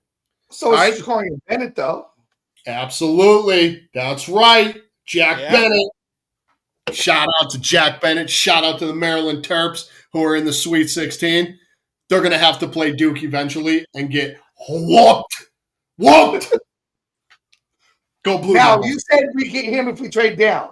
What happens if we don't trade down? Do we still have a chance of getting him anywhere? Absolutely. He won't go top 5. But he'll go in the first round. Yes. Top So 20. we would have to trade back in order to get him, so we don't get your guy. Let's say let's say Membu goes. There's a crazy trade. Somebody jumps up and grabs Membu. Somebody already has Shador. Travis is gone. Cam Ward's gone. I don't want Mason Graham. Our defensive line is good. We're all right. We don't need to draft a defensive lineman unless they're later rounds. We're good. We're fine. In the words of Eric Cartman, we're fine. Right? Respect my authority. Here's the thing about Eminwari. He has that more sense of urgency because sometimes he seems bored. Because look at the size of this kid. Look at him. I'm going to stick you and I'm going to drop you. Look at him back there. You're dead! So I guess you're saying he's a good replacement for who the hell did we just Nate Hobbs? Or no, not Hobbs. Trayvon Merrick. Trayvon Merrick. Merrick, yeah, that's it. Is he an upgrade for Merrick or the same as Merrick? Do I got to give him a couple years? I think he's an upgrade. Okay? Here's the thing he needs to improve on. Okay? Kind of like Merrick. Pursuit angles. That can be coached. Y'all know that. We've all played football. Asylum, I know you played a lot later than me and Savage. But you know the game. Leather helmets. No face masks, smoke in the mouth on the sideline. Hey, hold on. We was drinking on the sideline. What the fuck are you talking about? All right, like I said, he needs improvement with his pursuit angles. It's very coachable. And he will change. And when he seemed bored, like I said, sometimes on the field, that'll change at the next level. And here's the thing. He will keep up. He will cover any tight end in the league. He could probably cover some receivers with his size and strength and speed. He's not, and everybody calm down, he's not Obi Melifonwu. Obi Melifonwu was a big dude, but he didn't have half the skills that this kid has. This kid has his stuff on tape. Obi didn't. 1 or 2 games. Every game this kid, he made South Carolina's defense good. Everybody knows that SEC was a gauntlet. A gauntlet. You had Ole Miss. You had South Carolina. You had Missouri. Of course, you got Bama. Roll Tide Roll. I don't give a cup of piss. Roll Tide Roll. Shout out Roll Tide Will. Well, there was a question about linebackers. I forgot every position here besides kicker and punter. So no, we want to talk about it. We're good. We're good there. Jahad Campbell is the best of the bunch. Sideline to sideline. And no, the Yankees aren't done yet, Jimmy Farrell. I'm going to block you. Anyways, Jahad Campbell is a sideline to sideline linebacker. We probably would have a shot at drafting him. I wouldn't draft him at 6. I wouldn't personally, Get that off my screen with this crazy. Okay. Stutzman is a stud. Dan Studsman, his name should be. Because he's no Mason Graham. No Mason Graham. Okay. And me and my dude graphic were we don't want to draft a linebacker whose name is Dumbass. We don't want that. It's bad enough what we have to deal with. Okay. Jeffrey Bassa is a good linebacker at Oregon. They ran that spread offense, and of course, all Oregon linebackers can cover. They always could. Samuel, are you saying you wouldn't wear a jersey that says Dumbass Johnson? No, I wear 3 jerseys now. I wear a JPP, I wear a Brock Bowers, and I wear a Demon King. That's just a Dumbass Johnson over there. Barrett Carter. He's starting to move up. To the linebacker. There's a certain linebacker I feel where he's going comes into the NFL, and I really hope the Raiders get him. We're not getting Dumbass. We're not drafting. No. He ain't coming out this year. He's got a couple more years, I think. Who are you talking about? Who I'm talking about. He got a name that it would be funny to see how the person who has to say his name I know who you're talking about. I know the linebacker. Yes, I know who you're talking about. I'm not going to say his name, but I know who you're talking about. Yeah. His fucking Let's name. let that I go. can't wait till we draft a nigga. Okay, I can't wait till we get him. Carson Schlesinger, UCLA guy. Chip Kelly coached him at UCLA. That's a possible later round pick. Barrett Carter's a good linebacker. Played in the ACC. Clemson was a decent team to a point. And look at, there's another defensive guy from the SEC, Chris Paul Jr. It's not the Chris Paul you guys are thinking of. Not that I know, but if it is, that's cool. It's not his son? I don't think so. Because I think his son's the same size as him. Awesome, Jack Kenna. That's awesome. The original 00. You can wear that one. That's cool. Me personally, I don't wear my Jim Otto jersey. But Samal Mondran, a Georgia linebacker, Georgia always had. They put out them dogs. Y'all know it. Okay? Nick Martin. I think Nick Martin would fit in with the Raiders because he's a dirty player, but I think he'd get thrown out of the league quick. Him and JP. Oh, I'm sorry. I'm thinking offensive line.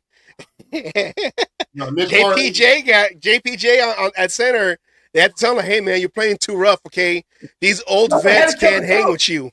Talk to him. Talk to him. He's playing rough.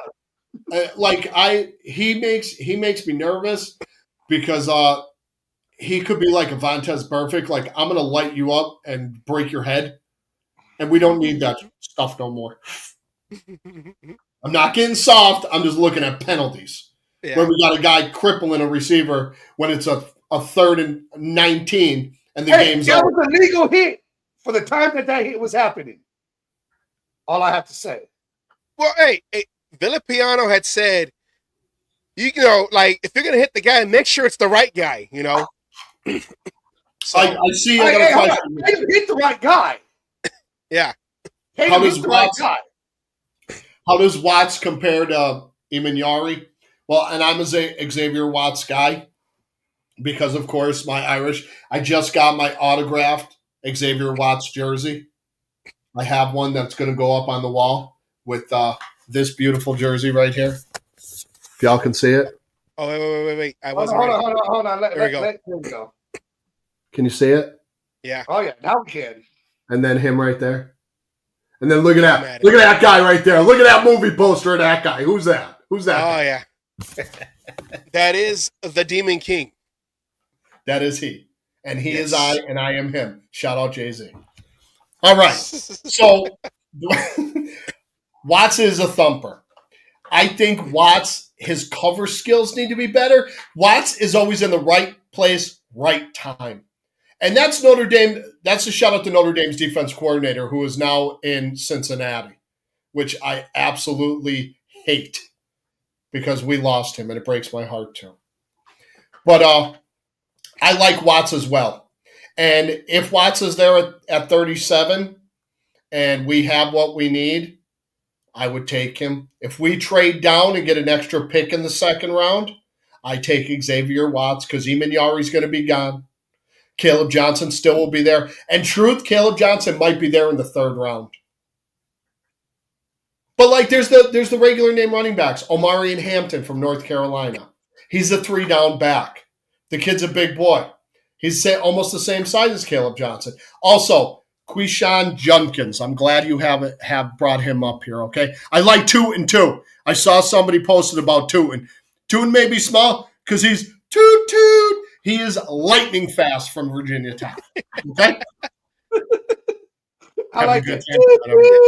It sounds like Major Payne, the little engine that could. Toot. Yes, sir. Okay. All right. Quishon Junkins, 6 foot, 210 pounds, okay? He's very hard to tackle. The kid breaks tackles like crazy. He reminds me a little bit of Josh. Just a little bit of JJ, 28. Okay, he's got very good hands. His route tree is good. I'm glad you clarified numbers because there was 2 different versions of JJ. There was the 28 and then the 8. 2 different. 28. Yeah. You know, when he changed his number, his running style seemed to disappear. Yeah. Here's the thing one thing about Junkins. He's got to be more patient when he has the ball in his hands. Don't run into the back of the lineman. He's done that a few times, and he's got to be more consistent. And here's the thing.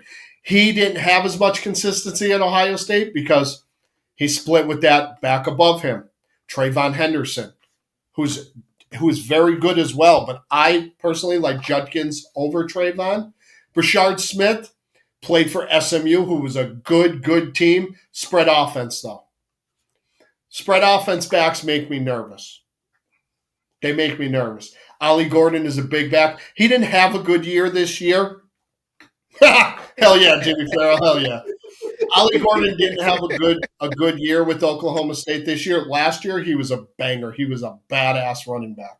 RJ Harvey is a sleeper out of Central Florida. I would bet RJ Harvey's props, and I would hit a lot of them because this guy, he would always hit them.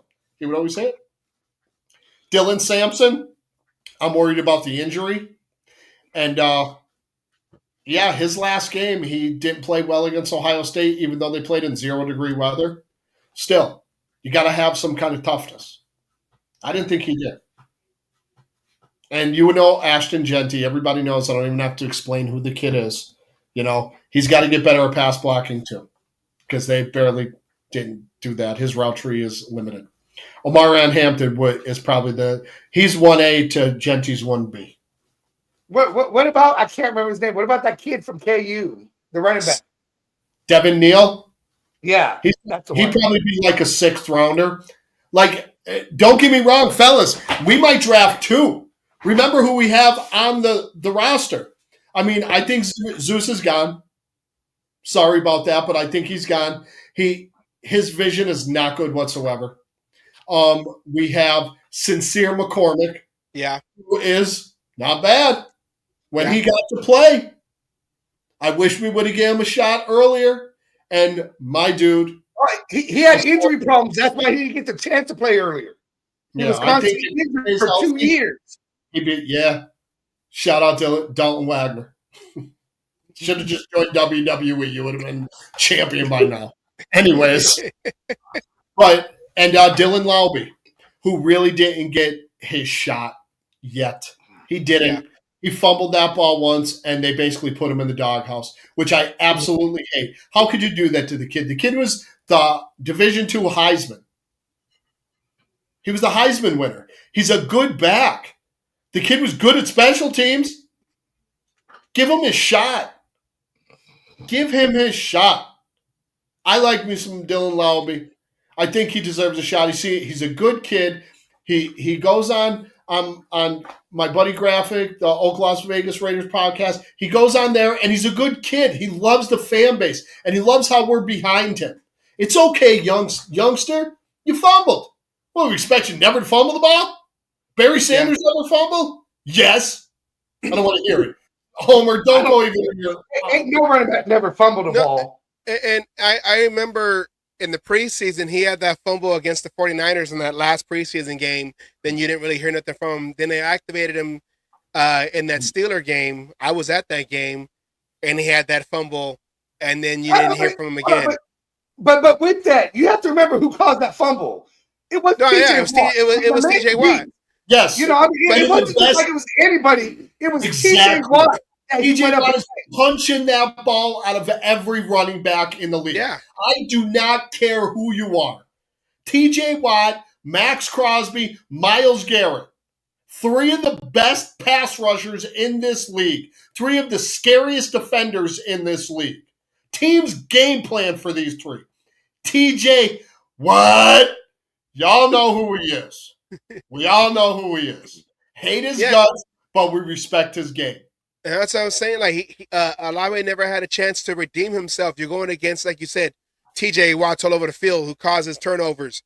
And he had that one that got punched out, and then they never used him again. And with so many running backs that we went through, because of injury, you would have thought that Lobby would have had more of a chance, especially going after McCormick got hurt, that Lobby would have seen more plays. And all we heard about Lobby was how great he was doing in the preseason. They were admiring him. Oh, he's doing so good running the ball. I think that, me personally, I think it was bullshit. And I don't know why he was in their doghouse. It made no sense to me because the kid deserved a goddamn shot. Yeah. And I'm sorry I'm getting fired up about it, but it's bullshit. Because there were some guys on that team that didn't get a shot because of certain shit. And I'm glad we have a new regime in there. I was tired of the bullshit, the rah-rah, all this. Oh, the Raiders, awesome. Win a fucking game. Quit the bullshit. We're tired of losing. Okay. So you say that, right? Wasn't a fan of it. No, hold on. I got a question here because I know what side we stand on. That 2 games that half the fans think were great that we won, and half of them say that they were meaningless. What side of the fence are you on for those wins when we had that 10-game losing streak? How would this conversation go if we were the number 1 pick in the draft? We'd be talking what quarterback are we taking? Drafting Cam Ward. Me personally, I'd be like, we could trade down and get 1,000 picks. We could get this whole draft board. The possibilities there. So Listen, you think they were meaningless? I don't ever want to lose. I got into arguments about this and stuff with other people. But, like, logically, what good was it? We didn't keep the coach. We didn't keep the quarterback. We didn't keep What the good GM. was it? What was it? Oh, do we still have him? No, we do not. What? I don't want to lose, but what good was it? Pride? Pride for what? What pride? We didn't have pride all year because we got our asses handed to us all year because of inadequate coaching, inadequate quarterback play, defense all being hurt, everybody being hurt. You know? Like, and I know I'm going to get backlash. And you know what? I don't give a shit. Y'all think you're the greatest Raider fans ever. Y'all bitch about the same shit. Stop it. We want to win. We, like I said, us. We are the Raider Nation. I want to win too. But we will see how this is. We would be above the Giants. They would give us their whole I'm gonna curse now. They would give us their whole fucking draft for the first pick in the draft. The whole draft. We'd have 19. Yeah, it did. And how did that turn out? The Herschel Walker trade. And also the Ricky Williams trade. Oh, yeah. Oh, yeah. I forgot about that one.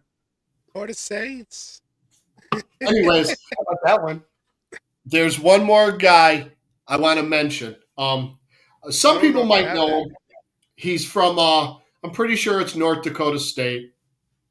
Gray Zabel. I don't have that one. Okay, that's fine. You don't have to. Gray Zabel. 6'6", 304 pounds.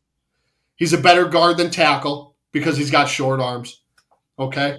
There he is right there. This kid is, in the words of the infamous Pat McAfee, dog! He can play. He's played 4 or 5 positions on the offensive line. Okay? He's got a mean streak. He's super strong, and he'll punch somebody in the mouth if he has to. Okay? So an offensive Matt Millen. Yeah. I would say he's Richie Incognito times 20. So Bear Robbins. That's a lot right there. So Bear Robbins. I got Incognito's autograph. Bear Robbins minus the mental health issues. Not talking about mental health. I have the issues as well. Okay? Not saying nothing bad about it. But minus that. That's what Gray Zabel is. I think Tyler Booker's going to go high. Jalen Walker, I like him. I think he's a little light in the ass. Like he's like Trayvon Walker, a little light in the ass for me. Pause, but you know what I'm saying. I also like Tate Ratledge. I have a little bit on Tate Ratledge. I'm pretty sure I do. I think, yeah. He only started at right guard, so that's where he'd have to play. He's got a low pad level, and he's also a mauler too. He played at Georgia. Georgia dominated teams, except for Notre Dame. Just saying. Of course. You can go back and check in there. You can go back and check it. You can check it. And look at their guards. Both of Georgia's guards, Jared Wilson and Tate Ratledge, good. Anthony Belton is a monster. He could play. Oh, Cam Scattaboo? I like his moxie. I don't think he's gonna be a great pro. He has a cool last name. I mean, it'd be awesome to be on Scattaboo. Are you gonna Scatterboo? Depends on how he plays. I just don't think he's going to be a very good pro. That's another word for shit. So shit, boo. I mean, they're not. I don't know what that. Scat. Well, a lot of people think he's going to be a 3-down back. I do not. I think he'll be a good 2-down back and when he said he's the best running back, he got hot at the right time. I wish we would have played Arizona State. Notre Dame would have showed how good a running back he really is, because Texas wasn't that great a run defense. That kid bounces off tackles like mad, but you saw how he was on the sideline. Why did we pick up the tight end? Yeah. I hate to admit this. I think Peggy said it. I can't body. I don't. That's what he is. Maybe he makes the team, special teams, rotational piece. I think he may make the team. He's actually a good athlete, that kid. But I think it's a camp piece. Yes, I mean, everyone's stuck on Bowers. We did lose Harrison Bryant. And Ian Thomas, that's him. Yeah. You still need that person to be able to come in, relieve. They're talking about trying to trade Mayers. That may still happen. That may not. Mayer. But, most teams have get his name right. Put some respect on him. Mayer. Notre Dame tight end. That's right. He would have won all the awards if it wasn't from our other tight end, Brock Bowers. Anyways. They were in college the same year, and Brock won all the awards. Mayer didn't. He was second again. He may get traded. We still have him. But every team always has about 3 tight ends on the team. You need that rotational. It's just that whole thing. And Ian Thomas can split out. He's a good inline blocker. He can split out and play that little split end, while Bowers is running around doing his thing. Bowers is our weapon. He's not a position. He doesn't have a position. He's a weapon. He's a weapon of mass destruction. Hold on. You were literally talking about somebody who could play running back. We know Bowers can play running back. He can play tight end. I'd rather him not back than running back. He plays offensive lineman at times. So, I mean, Bowers is kind of that offensive, Swiss Army knife. Jack Hanna, Ian Thomas can play out there. He's not just a blocking tight end. So, I got to ask. He has a skill set that hasn't been thrown out there yet. Michael Mayer got better at blocking. I know he went through his issues, but you got to understand, man. The kid was number 1. He was number 2 in college behind Brock Bowers. Then he goes gets drafted by the Raiders, so they traded up and got him. And then and next year they draft Brock Bowers, and he's number 2 again. The kid had some personal issues. It happened at Notre Dame. He went through a little bit at Notre Dame as well, where he went away. Not like that. But, and he came back, and he was better than ever. So I got to ask. A corner. We're definitely drafting a corner. I do have that list, too. But I got to ask, though. What? I know last year was the first time we had, for the most part, a very good draft with Tom Telesco. Tom Telesco is no longer here. Telesco was a veteran GM when he came in over to the Raiders, 10 years with the Chargers, came over to the Raiders last year. Now we don't have him no more, but you see him right here. 1, 2, 3, 4, the top 4 or top 3 was starting early in the season. Richardson started coming in after that hamstring injury. We didn't really see too much Tommy Eichenberg. We talked about Labe. Trey Taylor I think he had an injury also. He came in kind of slow, and Devonshire was the only player that didn't make the initial 52-man roster.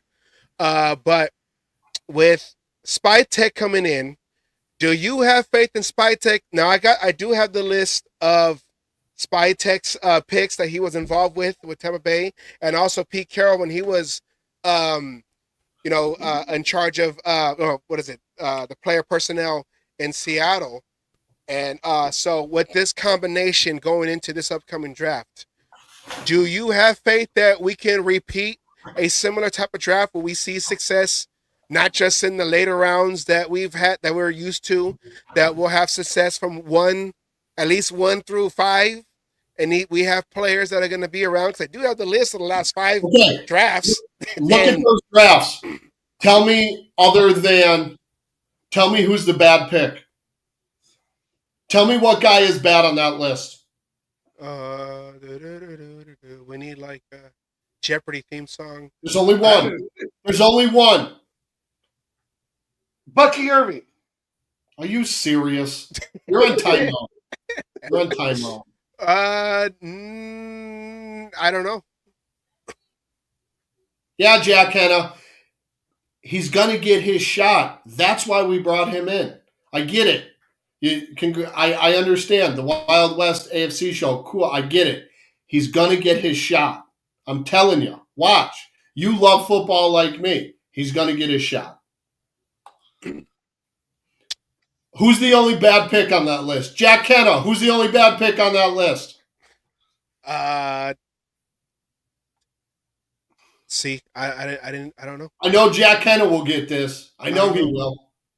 Jack. Who is it? Earl Thomas goes say Golden Tate ish. You're on timeout too. Golden Tate and he helped Russell Wilson leave his girl and get Sierra. Okay, so yeah, I know.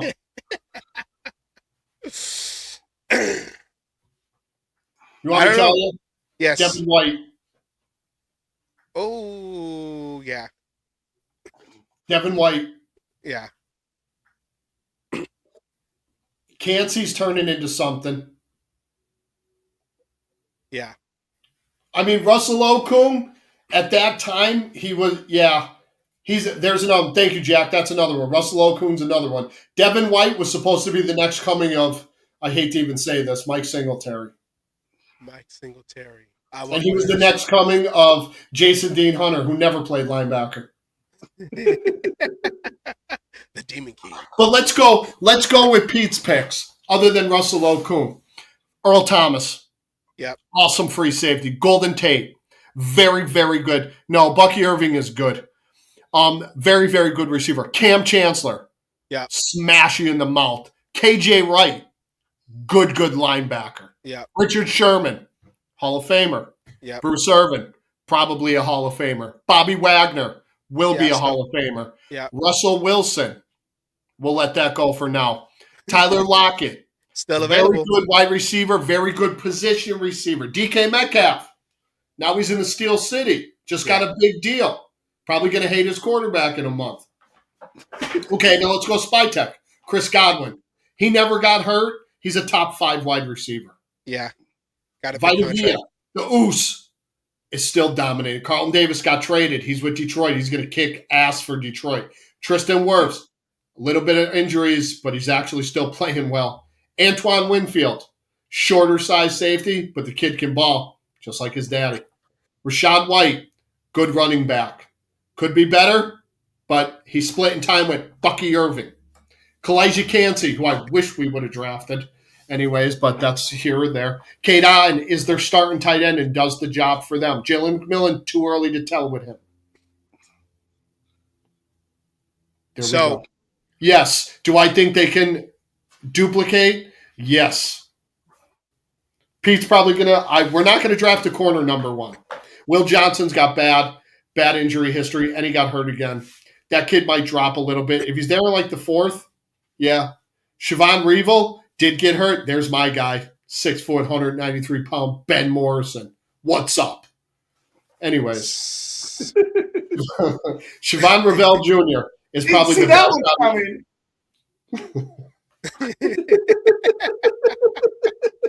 The tape speaks for itself. The kid was awesome. He's been awesome for 4 years. Watch a game. Jeez. Read a comic book. My God. It's real. Anyways, if Will Johnson wasn't, it seems like he's injury prone already. And that scares me already with this kid because he could be another great one there. I don't like the Ohio State corners because they just give me bad. Oh, God, I can't even say his name. He's playing in the penal league in Vegas because he's in jail again. Oh, Anyways. the Bean Machine? Yeah, he's with the Bean Machine now. Yeah, he's wearing number 23, Earl Meggett's number now. Dar Barron is a good corner as well. Trey Amos, very good corner. This corner list, the only one I don't like is Denzel Burke. Darian Porter's a monster. Look at the size of that kid. 6'3", 195. Will beat a receiver up off the line. You're not getting off him if he hits you with that jab. He'll push you on the ground because he's so big. He's close to Will Johnson. They're both in close, but he's bigger corner. He's more muscular. Yeah. And I like Revel a lot. I'm sorry, Ravel. I'm sorry. But he got hurt, so he should be good by. Yeah, you're right, Jack. Kind of that they were good. They were fun to watch, man. It breaks my heart that they're both gone at the same time, but it is what it is, Things happen. We'll be back though. But the Azrael Thomas, I like the name. The name's badass. Pretty cool name.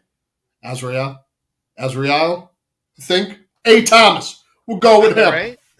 Even though Florida State was a complete and utter dumpster fire, he was still the bright spot on that defense, I think.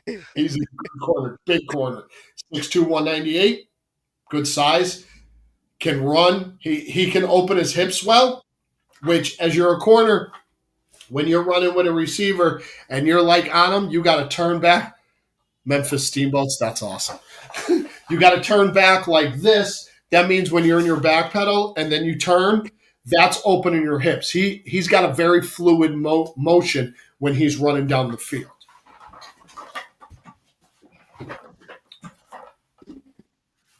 See, this is why we bring Demon King on, because Demon King knows. That was a lot of information.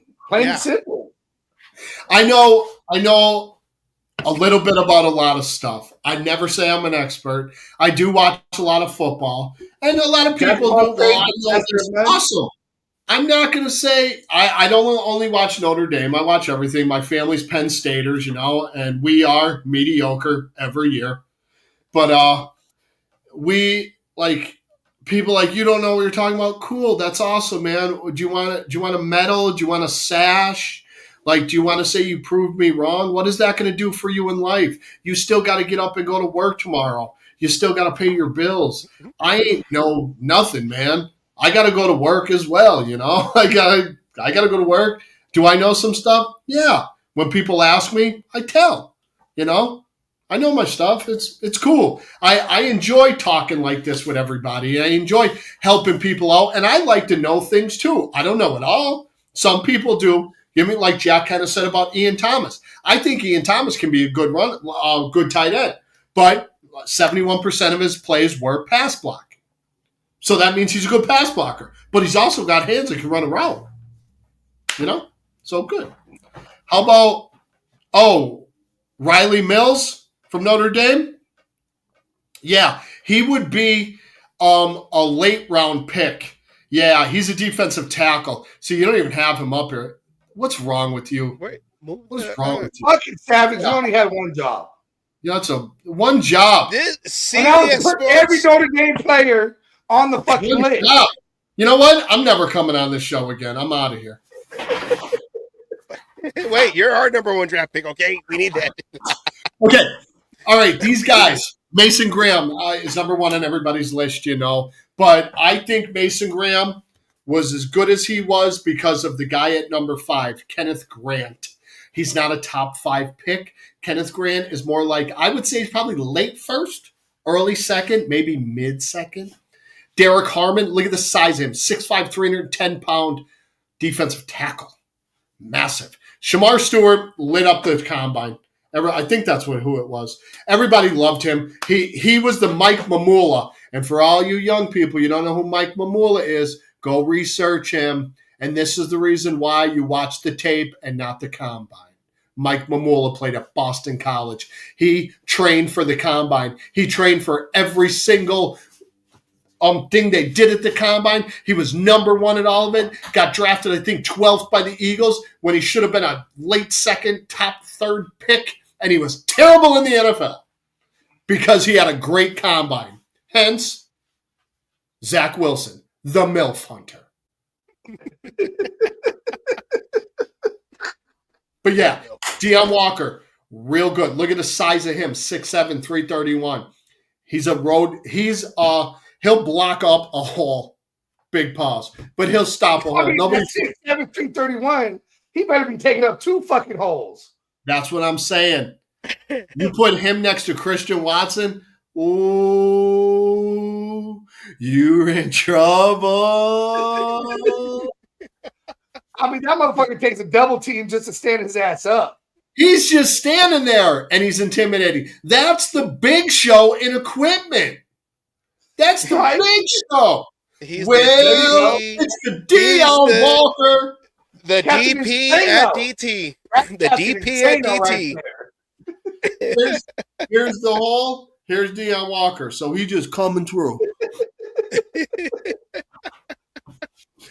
The DP at DT. We have, and now all serious, everybody.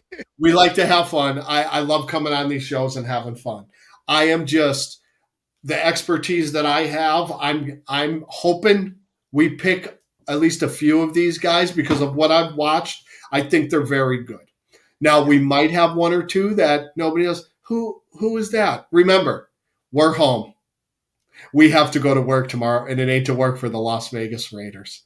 We have a GM. We have a president. We have an owner for reasons. We have coaches for reasons. We're not them. I know we want to think sometimes we know better than the team. Guess what? We don't. Okay? I mean, Mark Davis isn't Al Davis. That's all I'm going to say. You're right on that. But Mark Davis brought in a Tom Brady. Oh, yeah. Okay? Tom Brady, I know nobody wants to admit this, but he is going to help turn this team around. I hate it as much as everybody else does. I have the shirt. It was a fumble. Tom Brady is going to help our team. And the only reason certain people talked to us was because of Tom Brady. Believe that. You think Ben Johnson was going to talk to us other than him? No, he wasn't. He's even admitted it was only because of Tom Brady. He even interviewed. Exactly. You think Matthew Stafford was going to call Mark and say, "Hey, Mark, can I play your Game Boy?"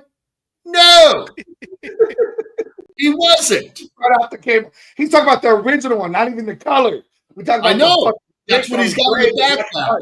That's what he's got in the backpack. That's what he's got in the backpack. And I'm still collecting Kool-Aid points to get me a Game Boy, okay? You'll get it. You'll get it. I'm going to send you some. I got some for you. But like I said, I don't know everything, fellas. I know some stuff. I watch a lot of college football, and I know other people do too. And some people aren't going to agree with me. That's okay. But I think what I know is legit, some stuff. And I want to draft every Notre Dame player because I think they're all good. That one we knew already. But I ain't lying about Benjamin Morrison. I'm not lying about Benjamin Morrison. I'm not lying about Xavier Watts. They were top 3 at their position last year. That's why we were one of the top defenses in college football. And that's why we went to the national championship and lost to a $20 million team. The only reason why. $20 million. So it's like baseball. As long as you're the Yankees and can pay for players, you can win. Settle down. We haven't paid for guys like that in years. We kept our homegrown guys. Yeah. Because before the Yankees, you know that. Before the Yankees used to get our homegrown guys of the Oakland A's. The Los Angeles Dodgers bought every single good player in MLB and put them on their team to beat the Yankees. That's the only way they could beat the Yankees. But they just pulled the Yankees trick. And then this year, they got every number 1 pitcher in Major League Baseball to beat the Yankees. And then our number 1 pitcher has Tommy John. Quick recovery, Garrett Cole. Love you, brother. What about my Sacramento A's? Let's go. Yeah, right. I got it. Well, let me tell you something about them. They're finally spending money on players, so I'll give them a lot of credit for that. Oh, yeah, 'cause It only took 30 fucking years. it only took for the owner to get his way. You got a kid named Mason Miller who throws 105 miles an hour, and his curveball goes from 12 to 6 quick. Yeah, but see, I'm afraid of the A's having great players because they just turn into trade pieces. Yeah, he's going to go to the Yankees. I'm surprised their A's haven't even traded away Stomper yet. Or the Blue Jays, or the Dodgers, or the fucking, Red Sox, We're Let's the just call us instead of calling us the A's, just call us the Triple A's. Okay, that's what you just call us. How about this? How about this? Since we talked about our draft, can we do a mock draft? Let's see what we think. Oh yeah. Let's the three of us put our old heads together and figure it out. Want to do that next week? We could do that next week. I can do it next week. That's fine by me. We could do it again next week, same time. We do it again. We can do next week a mock draft. We actually have a program that actually goes through, and we can do trades, teams off you trades. We can literally do the whole fucking thing. I trade all the time. I ended up with 15 draft picks and got every single player that I wanted.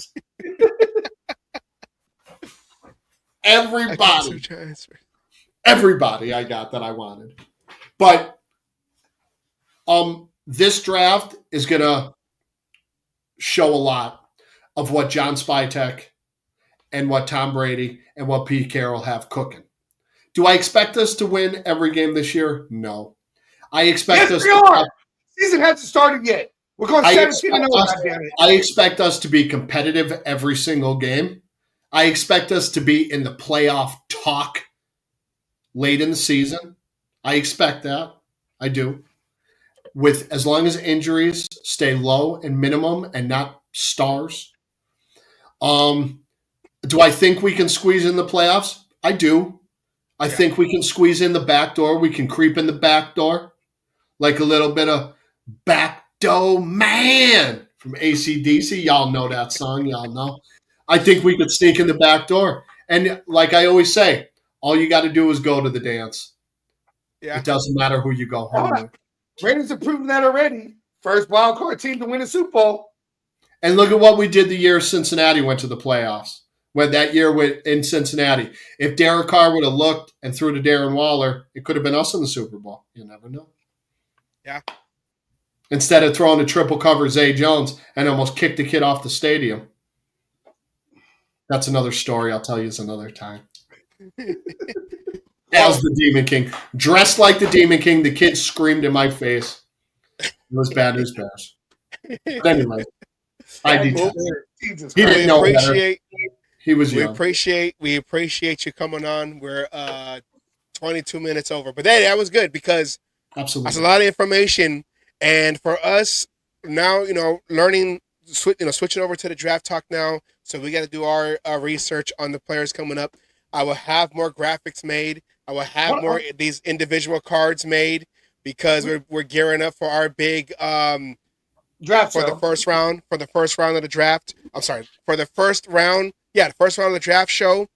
I'm trying to pull off the greatest, as close to ESPN, the NFL Network episode in YouTube, our YouTube tier history. So I'm trying to pull off the biggest draft show with graphics like you see and all that. The biggest YouTube upset in YouTube history. Yeah, we're gonna be on Goodell's. Goodell's gonna want to shut us down because they've been finding us here and there, but Goodell's trying to shut us down. We want to be on his radar after this show, so that's what we're trying to do. Just to be clear, next week we're doing a live mock draft with Demon King, right? Yes, sir. Hey, lock it in. I'm in. All right, so everyone heard it here first. Heard it here now. Yes. Next week, tune into the cage match because we're going to do the live mock draft with Demon King and the chat. We're going to let the chat get involved a little bit. That's right. I want their opinions as well. We've had opinions today. Like we're only going to win 4 games. You're just ridiculous. He said 3. Ridiculous. Please stop. Come on. So when we win number 5, can I text everybody? I told you so. I told you so. 1 for the thumb. 1 for the thumb. Why are the Yankees still going to have a good season? Because we got Max Fried and all rise, Aaron Judge. And the best closer in that's what baseball. we're saying. The viewers will be involved with the mock draft as well.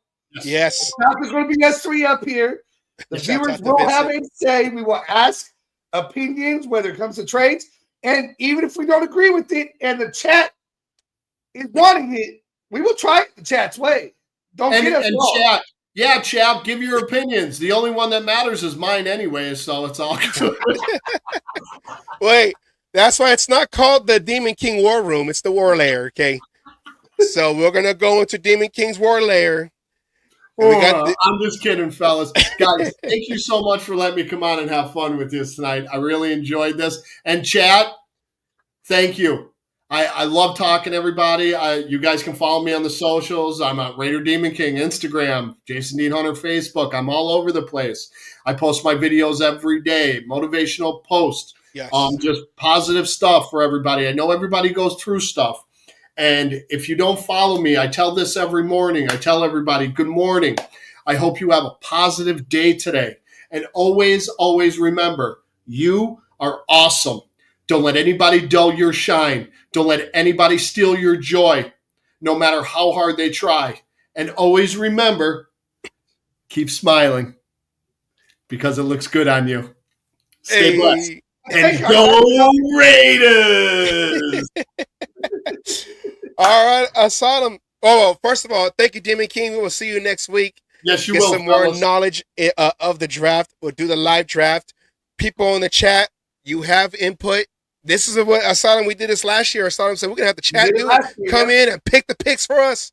So, Demon King, us, the chat, in the Demon King War Lair. We're going to say it like this. Demon King's going to be the GM. The chat will be Pete Carroll. So that's Pete Carroll when it comes out to it. All right. I'm with it. And me and Savage will play that tiebreaker, which way we're going to decide on who we're going to believe in and go with. That way we can make it fair. Does that sound fair to everybody? It's all good to me. All right, Tim, brother. All right, thank you. Love you guys. Raider Nation for life. Demon King out. You got that outro? Yeah. Let's go.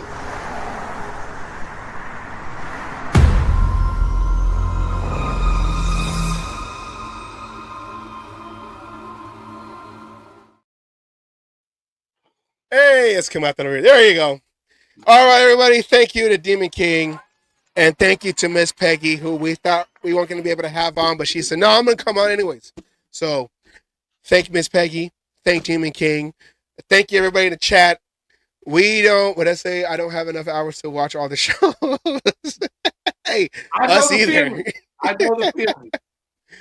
Well, we want to thank everyone for being patient with us until Miss Peggy came on, because that's the only real reason why you came on the show. And then after... Foil hats. We blocked out. We blocked out. See? Roger Goodell tried to fuck us again. We put the foil hats on, and he couldn't read what was happening, and Peggy was able to slip right in. It would have blocked out the negativity, and then Miss Peggy was able to come through the blackout into this. We're Raider fans. We're used to blackouts, okay? So it's like, we'll come in. To nobody's DM. She just showed up. We just came on like, hey guys, making an entrance. So we want to thank everybody. Asylum got the next show going. We're going to do the mock draft next week with Demon King. So that's going to be a great show leading up to the draft, to the biggest show that we're going to try to pull off ever. So this is going to be Cage Match history, the draft Cage show. Match history. It's going to be the biggest, baddest you've ever seen on the Cage Match. So make sure you're here to see it. Which I'd be like Demon King referenced Pat McAfee, that type of show. where we're not going to be there, but we're going to pretend like we're going to be there, and we're gonna hear this YouTube. We're gonna pirate some stuff in. Okay, I'm gonna leave it like that. But we're gonna find a way. Hey, hold on. Raiders, Pirates. Hey, that's what we do. That's what we do. So That's what we do. we're just trying to put together our broadcast people and all that. Hopefully, Demon King, because I know Demon King was talking about trying to be there in Ground Zero in Green Bay, but we'll see. Whatever. We're still negotiating things out. But we want to thank Demon King. He'll be here next week to do the mock draft. We want to thank everybody. Asylum, any last words on this great show? I'm glad everybody showed up. I'm glad everybody in the chat was there. And can't wait till next week. All righty. Well, until next week, everyone have a great day. Thank you again, Miss Peggy and Demon King and everybody in the chats. We will see you next week for the live draft. Everyone get your, what do they call it? The yellow cards. Get your yellow cards ready. Is it the yellow cards? Oh, no. Well, you got yellow and you got red cards in soccer. No, talking about the ones that they use old school. You know, what that King didn't had. It wasn't a yellow card. Well, I know what you're talking about. We have it. Yes. Old school. Get your scouting reports ready. Get your index card ready. Index card. Yeah. All you aspiring referees out there, get your index cards ready. Your Skeletor cards. All right. Everybody, thank you. And like we end every show like we always do, with the word from Raider Milt, a.k.a. Coach Wallace, my old coach from high school. We keep his memory alive because he was a diehard Raider fan at the Oakland Coliseum. So we want to see everybody next week as we go and do our live draft with the people in the chat and Demon King. Thank you, everybody. Take care. We'll see you next week. Late.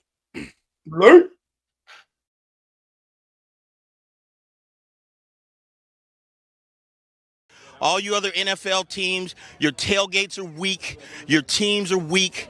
We might be down right now, but it doesn't take away the history. And all you Raiders out there need to know your fucking history of who the fuck you playing for and where the fuck you're playing. Damn it. Oh, and by the way, I won my last cage fight. Again, I'm still undefeated. And you NFL motherfuckers out there that you think you want some, come on and get some anytime.